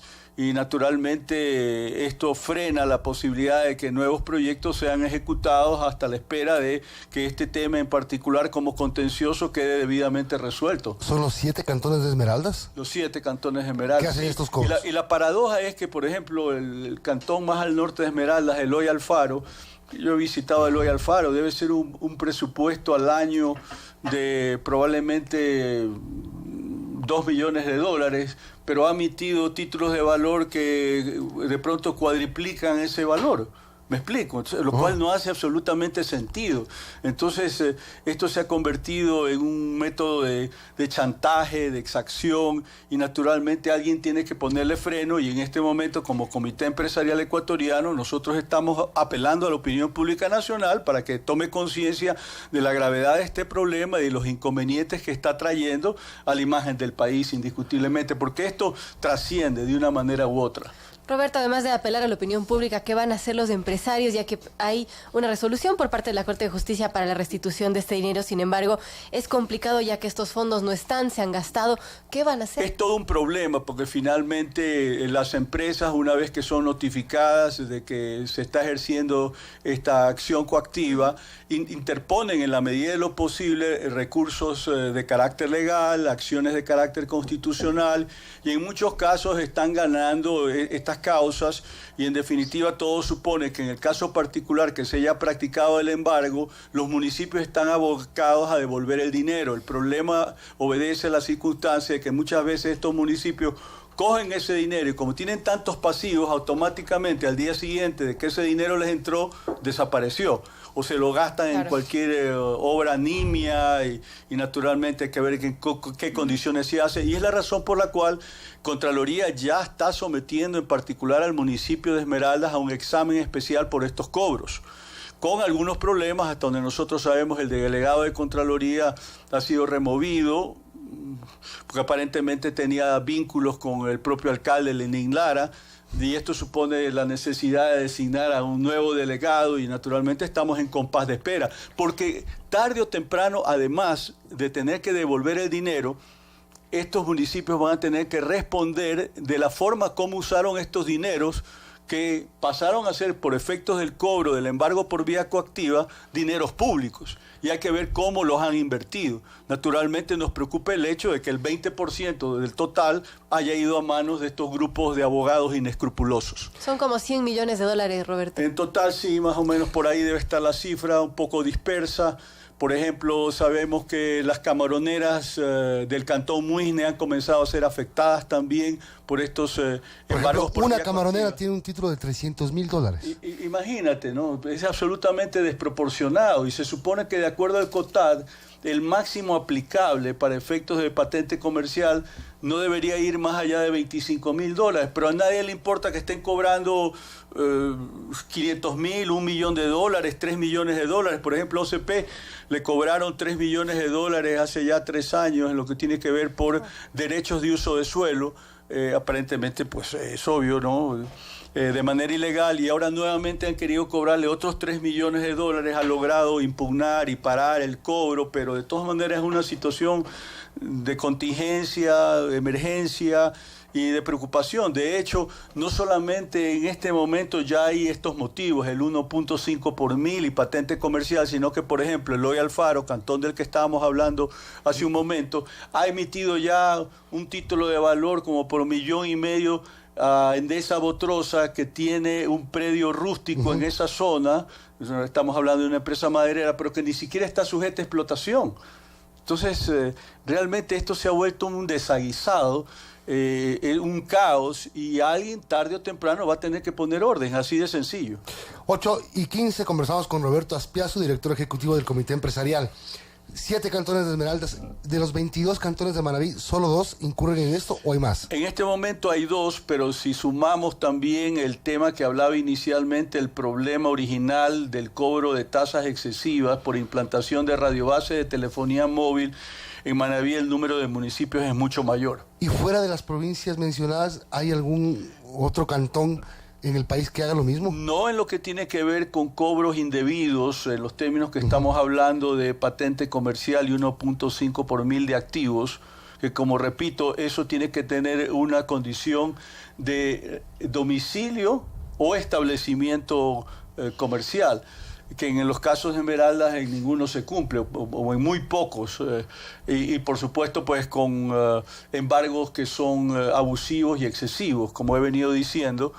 Pero el problema había iniciado originalmente con estas ordenanzas con tasas excesivas por implantación de radiobases, pero a esto se le puso freno con la expedición de la Ley Orgánica de Telecomunicaciones en febrero de 2015, que le quitó a los municipios la competencia para fijar tasas, porque como habían venido abusando, y las operadoras de telefonía móvil tienen una concesión de carácter nacional, lo lógico era que tuvieran una tasa uniforme independientemente de cuál sea el cantón. Y eso, naturalmente, a pesar de que la ley se expidió hace ya casi 4 años, resulta de que muchos municipios todavía no cumplen, más aún hay una veintena de ordenanzas que por este concepto han sido declaradas inconstitucionales y la gran mayoría de esos municipios no reforman sus ordenanzas. Entonces yo me quedo con la preocupación relacionada a qué está pasando en este país, que nadie respeta la ley. Es así de sencillo. Roberto Aspiazu, vamos a conversar de otro tema, porque el gobierno tiene hasta el sábado, el presidente Moreno, para enviar el veto o mandar a registro oficial la ley de comunicación. Que cada vez se vuelve más polémica la reforma que se hizo en diciembre y nos vamos enterando cosas que van saliendo, que han pasado esa noche extrañamente. Uno fue el tema frecuencias, otro el tema del artículo 98 que tiene que ver con los productores audiovisuales, y ahora nos damos cuenta de que no se han dado cuenta de que no se ha quitado el tema de que la comunicación es un servicio público. Sí, definitivamente el tema es preocupante. Quiero destacar que justamente ayer tuvimos una reunión larga con Andrés Michelena, el secretario de Comunicación, para revisar junto con algunos gremios el alcance del veto presidencial que se está considerando para efectos de la reforma a la LOC. Y en definitiva creo que fue una reunión muy constructiva sobre el tema que estás planteando en la última parte de tu pregunta, el artículo 105. Entiendo que el gobierno está considerando la posibilidad de enviar un proyecto de ley de artículo 1 como alcance, porque lo que sucede es que eso no formó parte de la reforma, de manera tal que no fue objeto de debate y no se podría vetar, pero naturalmente se han dado cuenta que esa es una grave omisión que necesita ser enmendada rápidamente y van a proceder a hacerlo de manera inmediata, lo cual me parece a mí que es lo correcto, porque de paso se ha dicho, la reforma constitucional pertinente que aprobó Correa ya por 2015 se cayó como consecuencia del pronunciamiento que hiciera meses atrás la misma Corte Constitucional que dio luz verde a la reforma, ¿no? Lo cual no dejó de ser toda una paradoja. Pero digo, la reunión ayer fue bastante positiva y la dividimos en 3 segmentos. El primero, el relacionado a temas de publicidad. Luego a temas de prestación de servicios de telecomunicaciones y en particular de sistemas de audio y video por suscripción. Y por último, abordamos lo relacionado al tema de frecuencias de radiodifusión y televisión principalmente. Fue una reunión como de hora y media, de manera tal que hubo oportunidad de ver cada uno de estos temas. Por ejemplo, en publicidad lo principal es restringir, acotar la facultad de discrecionalidad que la reforma le está dando al Ministerio de Salud Pública para que decida qué se puede publicitar y qué no se puede publicitar en función de productos que pueda decidir el Ministerio que son nocivos para la salud. Estaba hablando de las cervezas, básicamente. No, en general el tema está muy abierto. ¿Está mal abierto? Está demasiado abierto. Porque finalmente el Ministerio va a poder decidir qué es nocivo y qué no es nocivo. Y la pregunta nuestra es, si un producto, ¿con qué criterio además también? Entonces la pregunta que hicimos en la reunión, si como sucede, hay tantos productos alimenticios que tienen semáforo rojo porque son altos en grasa o son altos en sal, entonces resulta que como consecuencia del semáforo rojo no van a quedar habilitadas para efectos de hacer publicidad para promover sus ventas. Entonces el tipo de duda que nos surge, ¿cuál es nuestra recomendación? Que eso finalmente se derive a una reglamentación más flexible, porque en la medida que esa disposición entre en la ley, la reforma va a ser bastante más complicada, como entenderán. Y va a quedar a criterio político además. Va a quedar a criterio político y naturalmente también abogamos en el sentido que medidas de moderación como la cerveza no debería ser objeto de tal restricción, porque finalmente está como bebidas alcohólicas en términos generales. Ahora, si usted me pregunta a mí si soy partidario de que bebidas alcohólicas en general sean objeto de prohibición de publicidad, yo no estoy de acuerdo.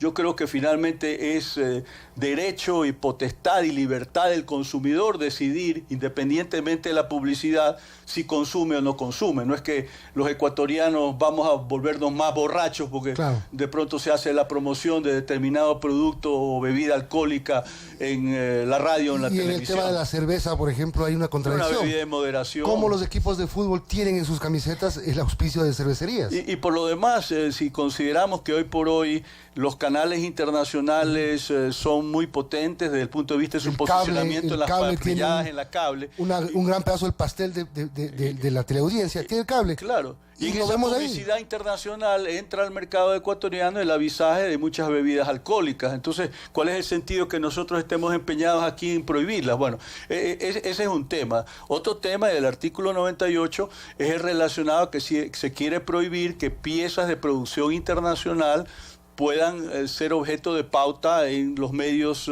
convencionales del país, por llamarlo así, pero resulta de que tenemos compromisos a nivel internacional en lo que eso se refiere en cuanto a apertura de servicios que incluyen publicidad en el marco de la CAN, pero no solamente de la CAN, de la Comunidad Andina de Naciones, sino también de la Unión Europea. Y de cara a las próximas negociaciones que Ecuador va a hacer con Alianza del Pacífico y Estados Unidos, es evidente que estos países también van a exigir esa apertura, de manera tal de que como que esa restricción no debería ser. De manera tal que, de hecho, nosotros tenemos información en el sentido de que, por ejemplo, las transnacionales, como consecuencia de esta prohibición que está vigente, pues lo que han hecho es bajar considerablemente su pauta en los medios de comunicación, algo más del 80% de lo que venían haciendo anteriormente. Sobre los sistemas de audio y video por suscripción, que son tanto como 200 y pico de permisionarios en el país, lo importante es que no sean considerados como medios de comunicación de contenidos, porque finalmente son meros reproductores de contenidos que vienen de afuera, de forma tal que la regulación aplicable a contenidos no debería corresponderles. Entonces es muy importante que la transversalidad de la ley, eso quede suficientemente claro. Es un mensaje que entregamos. También hay un concepto en lo que esto se refiere a lo que se denomina must carry, porque a los prestadores de servicio de audio y video por suscripción le exigen poner canales en su parrilla, canales nacionales, y resulta que como consecuencia de ello podrían derivarse exigencias de derechos de autor por parte de las sociedades de gestión establecidas en el país.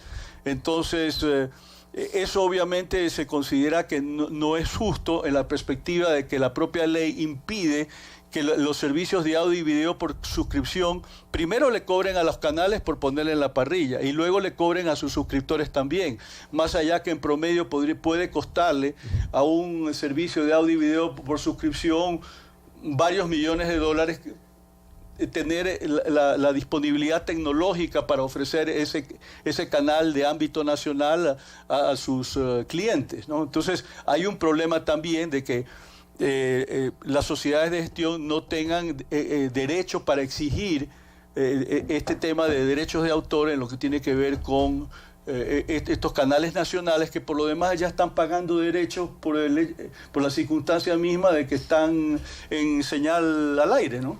Y en señal abierta. Bien, 8:24, vamos a esperar, ya falta poquito para que salga el veto presidencial a la ley de comunicación y corrija algunas distorsiones que no sabemos si fueron a propósito o sin querer, como dicen algunos asambleístas, que se produjeron en la Asamblea Nacional. Bueno, y hay otros temas que quedan sueltos en lo que tiene que ver con frecuencias. Por ejemplo, ayer dijimos claramente que la repartición del espectro 34, 33, 33, según medios comunitarios estatales y privados, eso no fue sino una espada de Damocles del correísmo para efectos de impulsar su proyecto político de largo plazo, de permanencia, viendo de esa manera la posibilidad de que las radios comunitarias se conviertan en una plataforma de promoción, de propaganda del régimen. Y que sean frecuentemente amenazadas, ¿no? Y que si no me transmites la sabatina, no te pongo publicidad. Así es, por supuesto. Eso pasó 10 años. Pero ¿cuál es la realidad actualmente? Y eso es lo que dijimos ayer, que no tiene sentido mantener eso, aunque le han dado la vuelta y lo han puesto ya más en términos relativos, porque no cabe otra cosa, debido a que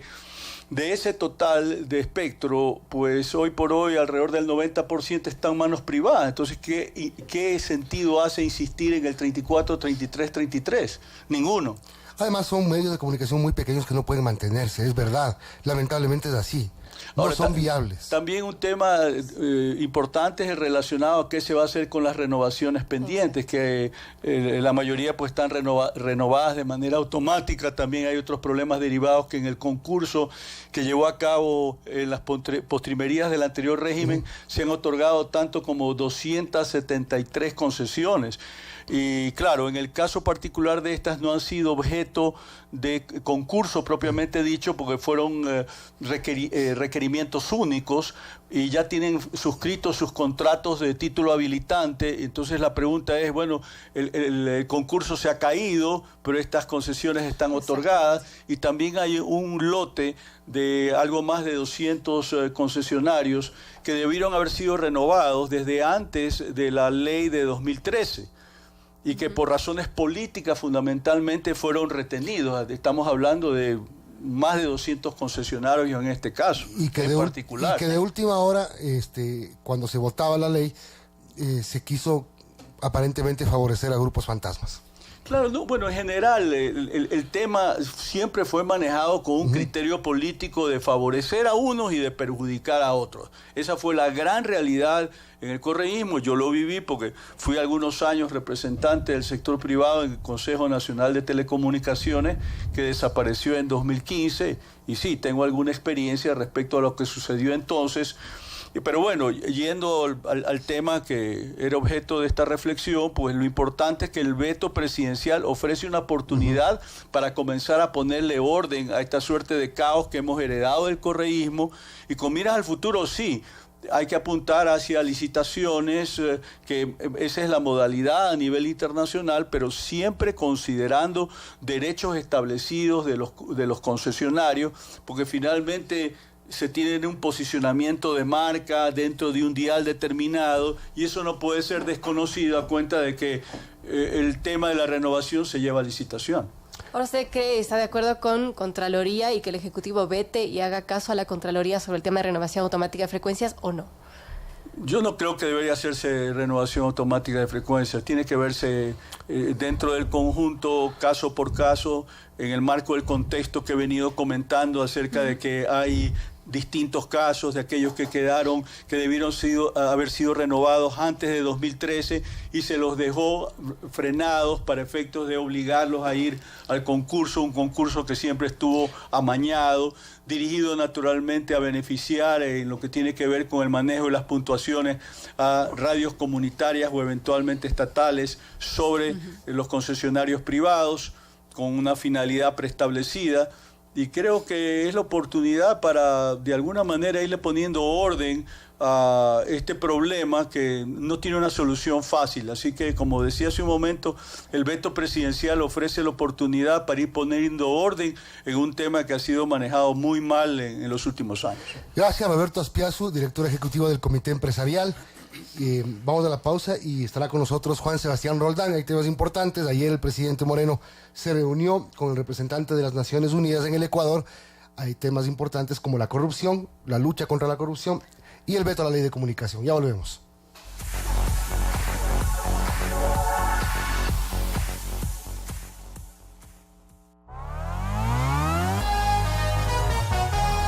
Su noticiero Sucesos regresa luego de este espacio publicitario. 8:30. Inicio de espacio publicitario. Eso, con fuerza. Ya llegamos un poco más. Abre el contenedor para lanzar los escombros a la basura.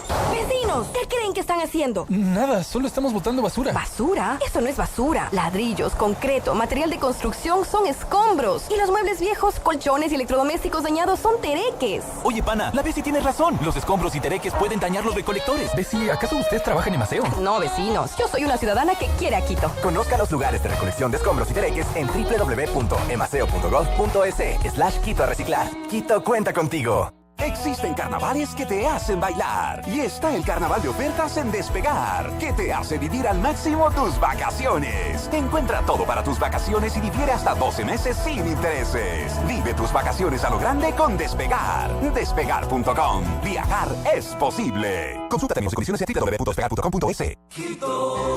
Peatones y ciclistas son los actores más vulnerables en las vías. Como conductores responsables, respetemos los cruces seguros y no invadamos los pasos cebras. Trabajamos por tu seguridad, porque te queremos a salvo. Agencia Metropolitana de Tránsito. Quito, cuenta contigo. Alcaldía de Quito. Fin de espacio publicitario.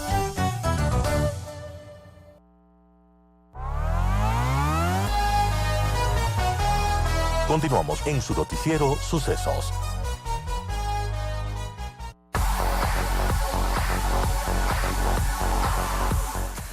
8:31 en punto, estamos de regreso y antes de presentar a nuestro invitado Juan Sebastián Roldán, secretario particular de la Presidencia, un mensaje de la Agencia Metropolitana de Tránsito. Te queremos a salvo, danos una mano cumpliendo con las normas de tránsito, no excedas los límites de velocidad, los conductores tenemos una gran responsabilidad en nuestras manos. Un mensaje de la AMT. Y bueno, respecto al anuncio reciente, el gobierno recuperaría $13,5 millones de la corrupción.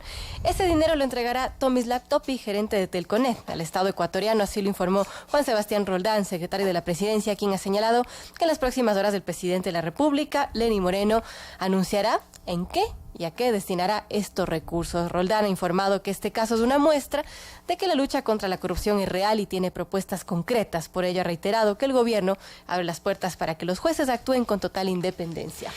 Gracias a Juan Sebastián Roldán por acompañarnos. Son las 8:31 minutos. Hoy a las 11:15 el presidente Moreno se reúne con el presidente de la Conferencia Episcopal Ecuatoriana, Monseñor Arellano. Se ha anunciado por parte del gobierno que se intensifica este gran diálogo nacional. Ayer se reunió con el representante de las Naciones Unidas para pedir el aval de Naciones Unidas para que participe en estos temas, para que sea parte activa del diálogo nacional. Juan Sebastián, gracias por acompañarnos. Temas importantes lo que tiene que ver con los planes del gobierno para este año, que son, entre otros, profundizar el diálogo nacional. Así es, Milton. Buenos días, Verónica, buenos días a todas las personas que nos escuchan hoy en la mañana. Sí, arrancamos del mes con algunas noticias concretas de lucha contra la corrupción. El informe de Naciones Unidas, por medio del cual las 5 empresas que Naciones Unidas y el PNUD había contratado nos entregaban datos escabrosos al respecto de los 5 grandes proyectos vinculados con el petróleo. De eso ustedes ya han hablado y la gente que les escucha sabe de lo que estoy hablando.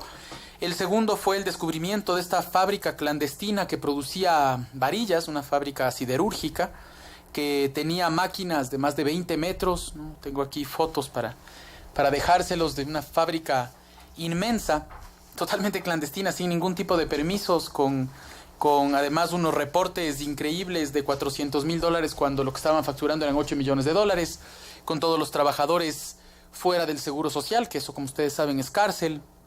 Y de pronto, a nombre de unos ciudadanos extranjeros que, por supuesto, lo que nos hizo presumir es que son testaferros de la corrupción del gobierno pasado. E inmediatamente, una semana después, una de las personas vinculadas a los casos más escabrosos del tío de Jorge Glass, de Ricardo Rivera, Tomislav Topic, y de Glass directamente, ¿no? El tema por el que los dos enfrentan problemas serios con Odebrecht. Llega y dice $13.5 millones que estaban en mis cuentas presuntamente tendrían origen ilícito, y plantea que los devolvería a la justicia. Es decir, son buenas noticias para los ecuatorianos. Es la primera vez que un empresario devuelve dinero en estas circunstancias. Y al mismo tiempo la fiscal, como nosotros hemos repetido varias veces, la fiscal dice que hay 2 casos por los que el señor Topic está siendo involucrado e investigado, igual que el señor Rivera, igual que el señor Glass, que son peculado y lavado de activos. Entonces, el presidente de la República hace buen tiempo ofreció una lucha fuerte contra la corrupción, una cirugía mayor contra la corrupción, y aquí están resultados en las manos de los ecuatorianos. Buenas noticias para los ecuatorianos. Ahora, lo que usted menciona, me quiero detener un segundo en el tema de la siderúrgica china. El subsecretario de Acción Política, Iván Granda, en días pasados, mencionó que esto es importantísimo porque se podría empezar ya a determinar la ruta del dinero. El lavado del dinero corrupto del régimen anterior podría empezar a descubrirse a través de este tipo de cosas, por ejemplo. Bueno, y aquí está el dinero, ¿no? Aquí está la muestra. Es decir, nosotros con una semana de diferencia ya hay que juntar puntos. La gente lo hace fácilmente. Cuando tú comienzas a apretar y a incomodar a las personas que estuvieron vinculadas en este tipo de temas, lo que normalmente pasa, y ya ha pasado en el mundo, es que, por ejemplo, aparece uno y dice: aquí devuelvo esta plata porque no quiero ser responsable. Lamentablemente la Asamblea Nacional tiene en sus manos... Y empiezo a hablar. No, pero no solamente hablar, ahí está la plata. No, sí. Pero empiezo a involucrar a otras personas. Pero ahí lo fundamental es que sean las cabezas de la política las que hoy día le respondan al país sobre la base de dónde salió esta plata. Son $14 millones. ¿No? Ustedes entenderán que nadie entrega $14 millones porque de pronto vio que le sobraban. Y al mismo tiempo, si se presume... Y no me doy cuenta después de 7 años que no sé, esta plata capaz que es medio chueca. Capaz que no ha sido legal. Claro. Pero parte del trabajo que nosotros tenemos que hacer es incomodar a las personas que estuvieron vinculadas con esto, que estuvieron muy cómodas 10 años, ¿no? Eso es parte de lo que hay que preguntarse. Y lo siguiente, Milton, también es fundamental, es preguntarse cómo habrá sido la impunidad, porque solamente hay que ver la foto. ¿Cómo habrá sido la impunidad para que una fábrica de estas dimensiones pase desapercibida? Pues los tenderos de la esquina, los zapateros, las personas que están en los negocios pequeños en el Ecuador se quejan todo el tiempo de la cantidad de permisos que tienen que pasar para poder tener una tienda de la esquina. Imagínense lo que es que se pongan una siderúrgica y aquí no pasa nada. Eso es lo que nosotros no vamos a permitir que suceda y lo que este gobierno no va a permitir que pase. Y al mismo tiempo creo, Milton, que lo fundamental es entender por qué merece la pena luchar contra la corrupción. Y es porque ese mismo gobierno que no vio este tipo de cosas, ¿no? Que se hizo el ciego por ese tipo de cosas, que dejó que los corruptos estén cómodos, estén tranquilos, que reinen en el Ecuador. Es el mismo gobierno que no pagó $1.200 millones a jubilados, ¿no? Es decir, la plata que se fue para este tipo de acerías chimbas, la plata que se fue y de pronto apareció por arte de magia en una cuenta hace 7 años, $14 millones, esa plata era para pagar los medicamentos de jubilados. Eso es lo que se llevaron. Y por eso merece la pena seguir peleando.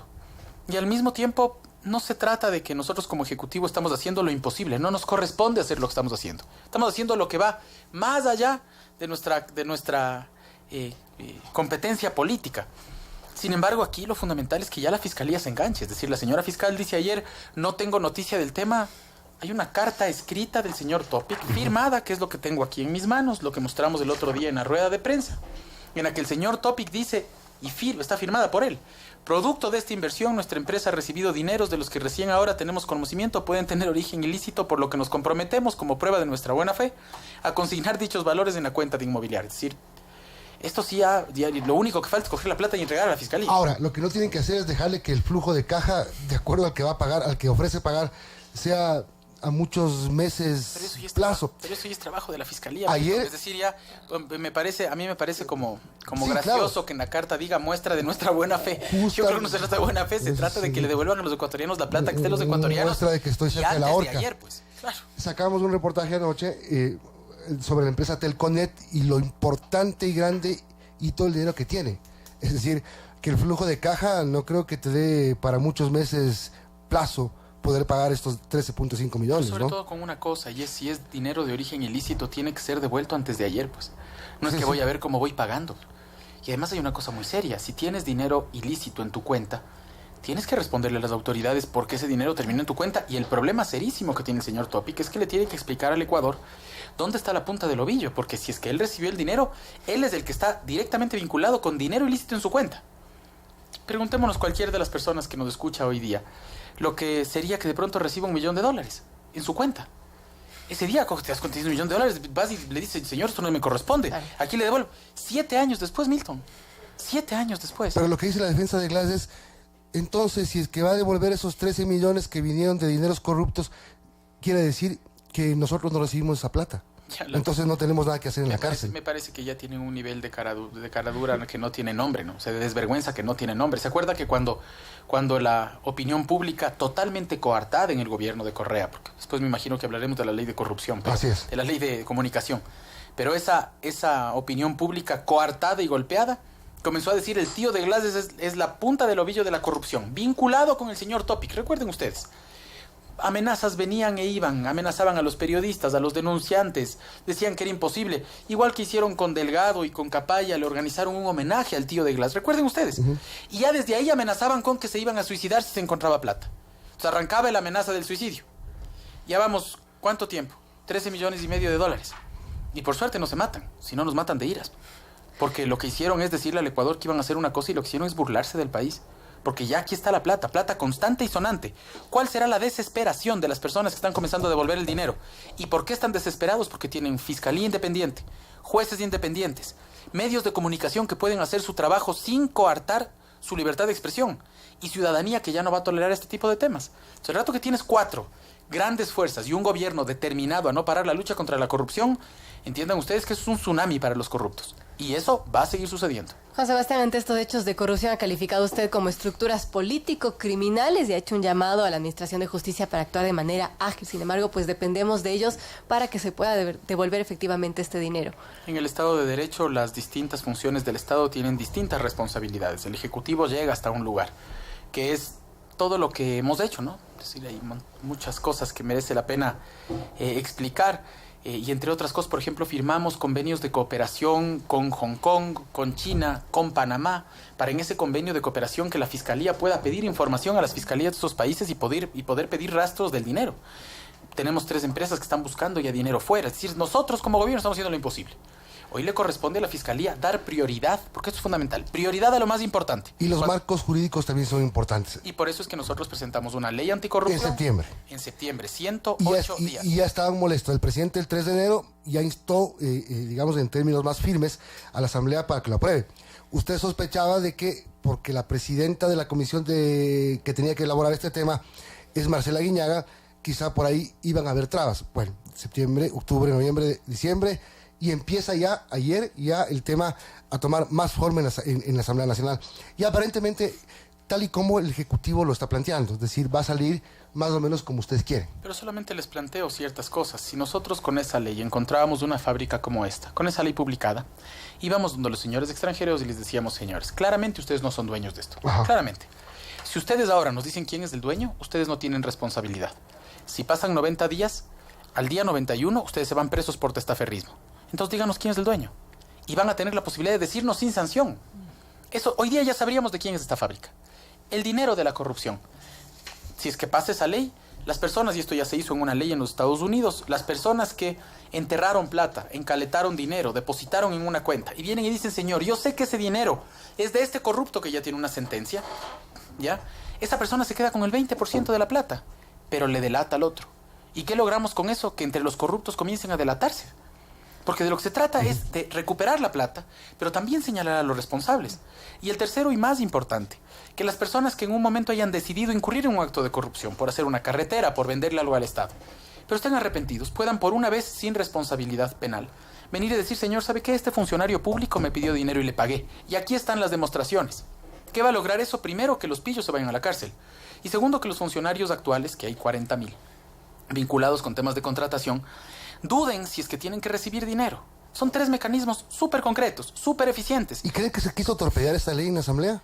O sea, yo lo he dicho desde el primer día, el que se le entregue a Marcela Guiñaga la capacidad de discutir una ley anticorrupción es como se me entregue a mí la posibilidad de armar una marcha antitaurina. Es decir, eso no va a pasar nunca. Y en esas circunstancias, esa ley tenía que pasar en 45 días a primer debate. Van 108 días, recién van a mandar a primer debate, pasarán otros 108 días para segundo debate, y cuando esté en segundo debate le darán largas, porque si es que depende del correísmo, pues que esto es sencillo, Milton, esto es de nuevo juntar puntos. Si depende del correísmo poner una ley que investigue a los correístas, nos podemos quedar durmiendo el sueño de los justos, porque no investigaron nada en 10 años. Lo que tiene que hacer el resto de los asambleístas serios y decentes que hay en esta asamblea es presionar, porque lo que a la mayoría de los ecuatorianos nos interesa es saber qué pasó con nuestra plata. Esta plata que encontramos, estos 13.5, es nuestra plata, Milton, suyo, de Verónica, de las personas que nos escuchan, de las madres que tienen que escarbar en la basura para poder mantener a sus hijos. De ellos es esa plata. A ellos les robaron. El que de pronto se entera 7 años después que tiene 14 millones de dólares. Desde esa indignación es que no podemos permitir que en manos de un asambleísta irresponsable ese texto de la ley esté parado esperando el sueño de los justos. Bueno, ya que estamos hablando de asambleístas y a lo mejor irresponsables, lo que pasó con la ley de comunicación también es sospechoso. Yo por lo menos personalmente no me traigo el cuento de que no nos dimos cuenta, se nos pasó. Temas como quitar el tema del servicio público a la comunicación, que se aprueba en diciembre y hoy se dan cuenta de que no se ha cambiado. Uno de algunos. En manos del gobierno está el veto a esa ley. Creo que la ley es una muy buena ley. Creo que es una muy buena ley que sobre todo rompe con el propósito inicial de la norma, que era coartar la libertad de expresión, amedrentar a los periodistas, complicar la vida a los medios. Es decir, era la panacea de Carlos Ochoa, ¿no es cierto? La posibilidad de multar a aquellos que investigaban. Eso ya no pasa con la ley, que creo que es la primera puntualización fundamental. En el texto actual, sin que haya veto, eso ya no sucede con la ley, que es una buena noticia. Luego hay otros temas, el tema del servicio público, el tema de las frecuencias con esta transitoria que entró en los últimos días. Esos son los temas que se están discutiendo con diversos y distintos sectores para que en el veto el Ejecutivo pueda hacer las correcciones del caso. Eso vuelve a la Asamblea y la Asamblea también tiene otra vez la posibilidad de corregir. El proceso legislativo es bueno, el que nosotros mandemos una ley, la Asamblea la filtre, la discuta, la procese, nos la mande de nuevo, nosotros volvamos a corregir y luego vuelva a la Asamblea, debería garantizar idealmente que esa ley tenga varios filtros para ser una buena ley para la sociedad. Nosotros esperamos que la ley sea el 20, que se tiene que entregar ya el veto, una ley que permita 3 o 4 objetivos fundamentales. El primero, garantizar la libertad de expresión. El segundo, garantizar el derecho de los ciudadanos a recibir información veraz, verídica y a tiempo. El tercero, el garantizar a los medios de comunicación que puedan hacer su trabajo, más allá de los periodistas solamente, su trabajo con toda apertura. Y el cuarto, el tener un mecanismo legal que pueda implementarse y que no sea una lógica punitiva de caerle y pegarle en la cabeza a nadie. Yo creo que va a ser un buen proyecto de ley y creo que es otro resultado de ese clamor ciudadano que el gobierno está simplemente encauzando. Porque la ciudadanía pedía que tengamos una ley que les permita ser informados a tiempo sobre todos los temas sin temor. Y creo que eso se va a lograr y es un esfuerzo que va mucho más allá del gobierno, es un esfuerzo de los ciudadanos, de los medios de comunicación, de los periodistas, de los asambleístas. Espero que pronto tengamos un buen proyecto en nuestras manos. 8:47, conversamos con Juan Sebastián Roldán, secretario particular de la Presidencia. Sebastián, quisiera que nos cuente un poco sobre este gran acuerdo nacional que quiere y busca impulsar el gobierno de Lenín Moreno. ¿En qué consiste? ¿Qué aristas y qué actores estarán involucrados en este acuerdo? Puedo todavía dar pocos detalles al respecto. Se va a hacer un lanzamiento oficial. Sin embargo, uno de los grandes méritos que ha tenido el presidente Moreno ha sido el creer en el diálogo, el tener la convicción de que en el diálogo las decisiones se enriquecen. Y es a partir de eso que la ley de comunicación sale del diálogo, que la lucha contra la corrupción sale del diálogo, que el reencauzamiento económico del país ha salido del diálogo, que la posición del nombramiento de nuevas autoridades independientes y serias, la consulta popular de marzo pasado, salen del diálogo. Es decir, el diálogo ha dado buenos resultados y es sobre esa base que creemos que es momento de reforzar ese diálogo y comenzar a discutir los temas concretos que a la sociedad le preocupan. Lanzaremos pronto los temas y le presentaremos al Ecuador quiénes serán los actores.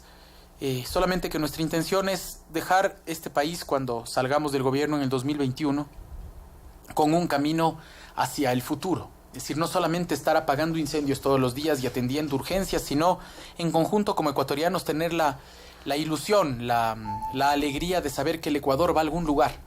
Y en ese lugar comprometernos y en ese camino comprometernos sin que importe quién gobierna el Ecuador. Porque, sin embargo, hay sectores que no quieren dialogar, que están molestos, que están saliendo a protestar. De hecho, esta semana se anuncian algunas movilizaciones, están descontentos por las medidas económicas. Digamos que eso torna quizás un poco más difícil el diálogo. No, en un proceso democrático es natural que haya personas contentas y personas descontentas. En un proceso democrático es natural que haya personas que protesten. Lo que el gobierno garantiza a la ciudadanía y a esas personas es que esas protestas se darán en el marco de la ley. En tanto y en cuanto respeten la ley, tienen todo el derecho de protestar y todo el derecho de decir lo que quisieran del gobierno, del presidente, de los ministros, de cualquiera de nosotros. Sin embargo, tampoco vamos a permitir que se caotice el país. Y es de esos desacuerdos que se tiene que enmarcar un diálogo. Pues un diálogo no puede ser solamente la marcha de los iguales, tiene que ser la discusión de los desiguales. El presidente de la República, Lenín Moreno, todo el tiempo dice que la diversidad enriquece. Y esperamos que esas personas que están descontentas se sienten, expresen su descontento, escuchen las razones por las que el gobierno ha tenido que tomar ciertas decisiones y seguirá tomando decisiones que a mucha gente no le encantarán. Sin embargo, todas esas decisiones responden de esa responsabilidad que el presidente ha demostrado, ¿no? De hacer lo correcto, más allá de la popularidad o no que hoy día le entreguen ciertas decisiones. Hoy se reúne el presidente con el presidente de la Conferencia Episcopal Ecuatoriana. ¿Esto es parte del acuerdo de diálogo nacional? Esto es parte de los distintos momentos de diálogo que ha habido con ¿Qué va a hablar con el presidente sociedades. de la Hace un mes y Episcopal? medio se reunió con todas las iglesias. Con la Conferencia Episcopal hay varios temas que se discuten. La Iglesia Católica es uno de los actores fundamentales de la sociedad ecuatoriana y discutimos los temas políticos fundamentales para por ejemplo, la inseguridad. Monseñor Arellano, como ustedes conocen, es un sacerdote de un compromiso encomiable. Es un hombre ejemplar para nuestro país. Él dice que es un ecuatoriano con acento español. Está hace 40 años trabajando en el país y cuando aceptó ser el presidente de la Conferencia Episcopal, la única condición que le puso a la jerarquía eclesiástica mundial es que él quiere seguir trabajando en Esmeraldas, ¿no? 4 o 5 días. Eso iba a decir, él ha trabajado en una zona dura, complicada, y se ha formado ahí. Y fue fundamental cuando nosotros, por ejemplo, discutíamos la situación de los periodistas del comercio. Sí. Fue una persona que que hizo todo lo posible por ayudar. Entonces sentarnos con la cabeza de la iglesia, con esta cabeza de la iglesia comprometida como está con los ecuatorianos, es para discutir pobreza, discutir educación, discutir temas particulares sobre la frontera norte, es tener el influjo de qué está pasando con la sociedad y también escucharles cuáles son sus problemas particulares y como gobierno tratar de ayudar para que eso pueda fluir. Con Naciones Unidas, ayer tuvo una reunión el presidente, los compromisos que están alcanzando con este organismo, ¿hasta dónde llegan? Por ejemplo, viene una oficina en el tema de corrupción que nos contaba ayer María Paula Romo, que se va a instalar en el país, una oficina en temas de corrupción, por ejemplo. Lo que Naciones Unidas nos ha garantizado, hay gente que insiste que deberíamos crear una comisión como la de Guatemala.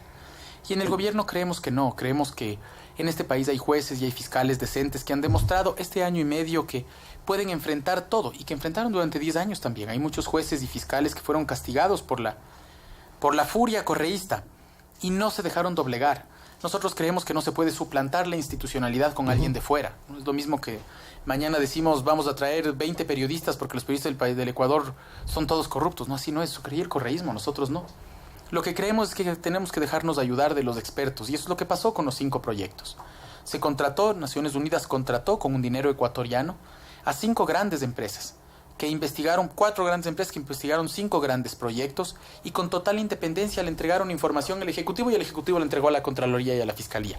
Queremos seguir haciendo lo mismo. Acaban de firmar un acuerdo con el Instituto Ecuatoriano de Seguridad Social para hacer exactamente lo mismo. Queremos caminar hacia los grandes proyectos eléctricos para hacer lo mismo. Luego iremos a los proyectos viales. Solamente que la intención no es entrar en el todo, sino particularizar. Porque eso nos permite saber qué pasó con los 5 proyectos específicos, ¿no? Los datos ahí fueron escándalos, como ustedes saben, solamente la refinería de Esmeraldas tuvo $1.500 millones de sobreprecio y no sirve. O sea, es increíble lo que sabemos de eso. Y ahí ya no va a haber asidero. Bajo alto se hunde, claro, por ejemplo. Con grietas, una vergüenza, ¿no? El terminal marítimo Monteverde no pusieron antioxidantes en los pilares. Lo bueno de esto es que cuando ya investigan instituciones de confianza de Naciones Unidas y las empresas internacionales de mayor prestigio, por supuesto que los correístas tiemblan. Y cuando los correístas tiemblan es que estamos en el camino correcto. Es decir, cuando Correa sale preocupadísimo y dice esto no lo hizo el PNUD, yo me reía cuando leía a Correa o a Patiño o a Guiñaga o a Lloret que decían esto no lo hizo el PNUD, son unos mentirosos. Primero el PNUD fue y puso el logo atrás. Y segundo, no discutían el resultado de lo que decían los resultados. Imagínese la barbaridad, Milton. Ninguno decía, no hubo $1.500 millones de sobreprecio. No, sí sirve la refinería. No lo hizo el PNUD. Claro, están preocupadísimos. Y están preocupadísimos porque durante su gobierno tenían PANA Contralor, PANA Fiscal, PANA Consejo de la Judicatura, jueces amedrentados y los otros PANAs. Tenían la tranquilidad de que no pasaba nada. PANA, Consejo de Participación Ciudadana, que es otra cosa fundamental y habrá que discutir, Milton, también. Un Consejo de Participación Ciudadana que nombró a los PANAs. Entonces tenían todo cerrado. ¿Qué es lo que pasó hoy día? Hay un Consejo de Participación independiente, hay jueces independientes, hay fiscales independientes, hay Contralor haciendo su trabajo. Yo creo que eso es lo que les tiene temblando. Y cuando ellos tiemblan, y por lo que nosotros suponemos que hicieron durante 10 años, por ejemplo, permitiendo este tipo de siderúrgicas, permitiendo este tipo de estafas al Estado en 5 proyectos en los que nada más y nada menos se estima un sobreprecio de $2.500 millones, entonces creo que estamos en el camino. ¿Y ustedes tienen algún tipo de preocupación? ¿No terminaron el año las cifras acompañando de una manera como me imagino esperaba el gobierno al presidente de la República en el nivel de apoyo, de credibilidad? Ayer justamente Correa... No me parece que sea una buena fuente, pero lo voy a citar porque la imagen, digamos que me llegó.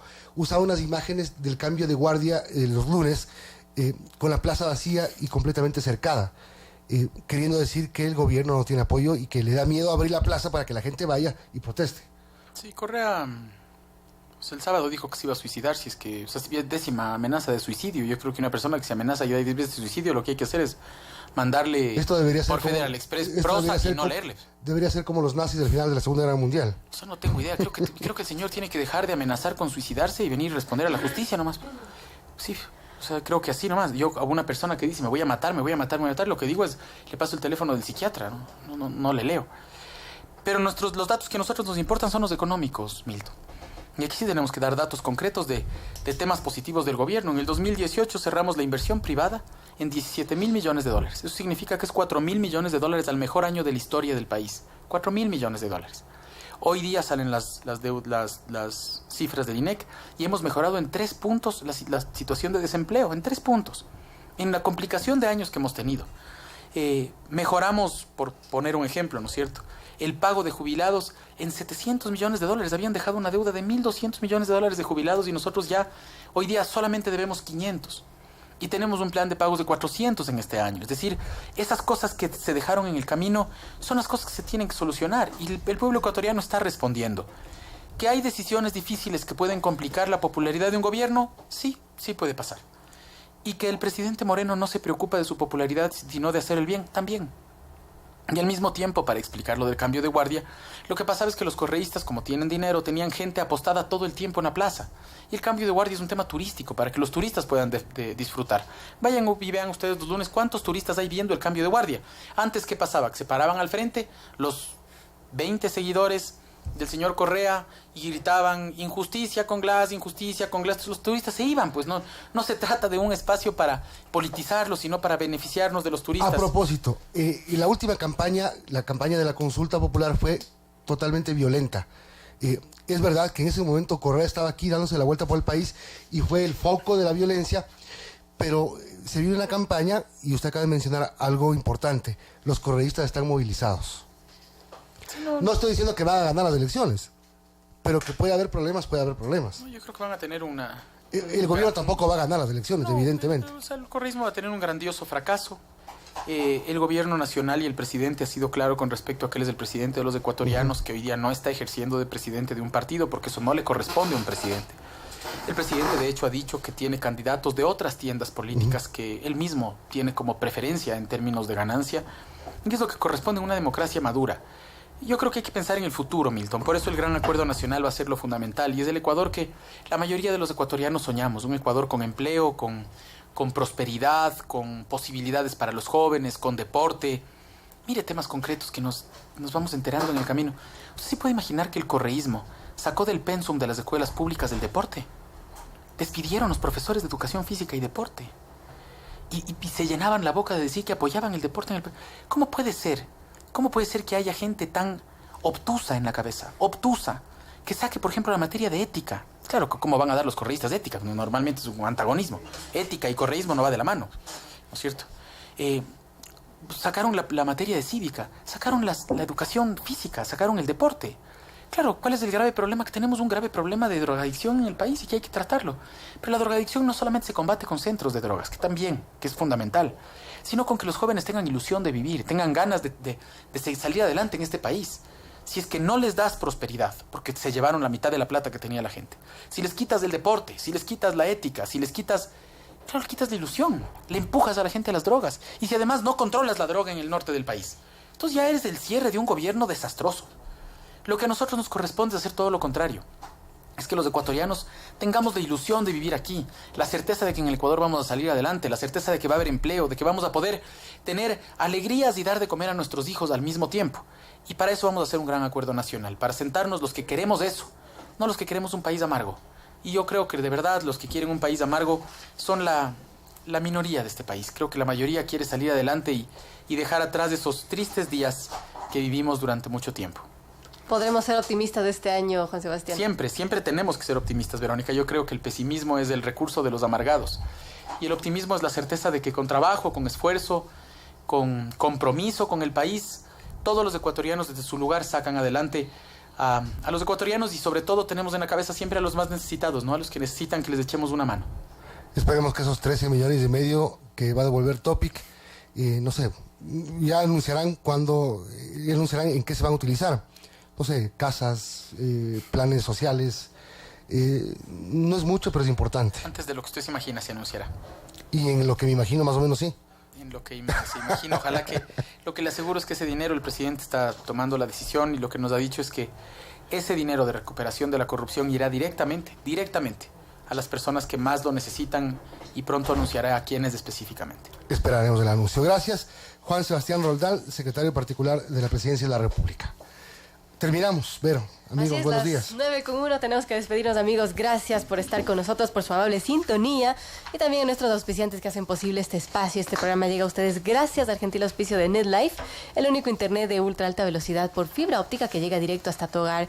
Emaseo y la Agencia Metropolitana de Tránsito. Quédense con nosotros. Se viene el programa de Gaby Freire en este miércoles, mitad de semana y de crecimiento personal. Nos visitará Yolanda Terán con sugerencias para salir de la zona de confort y alcanzar nuevas posibilidades. También porque sentimos que nos quemamos cuando comemos algo picante. 3 tendencias de comercio electrónico que debes dominar en 2019. Y también el karoshi, la sobrecarga laboral lo puede llevar a la muerte. Gracias y hasta mañana.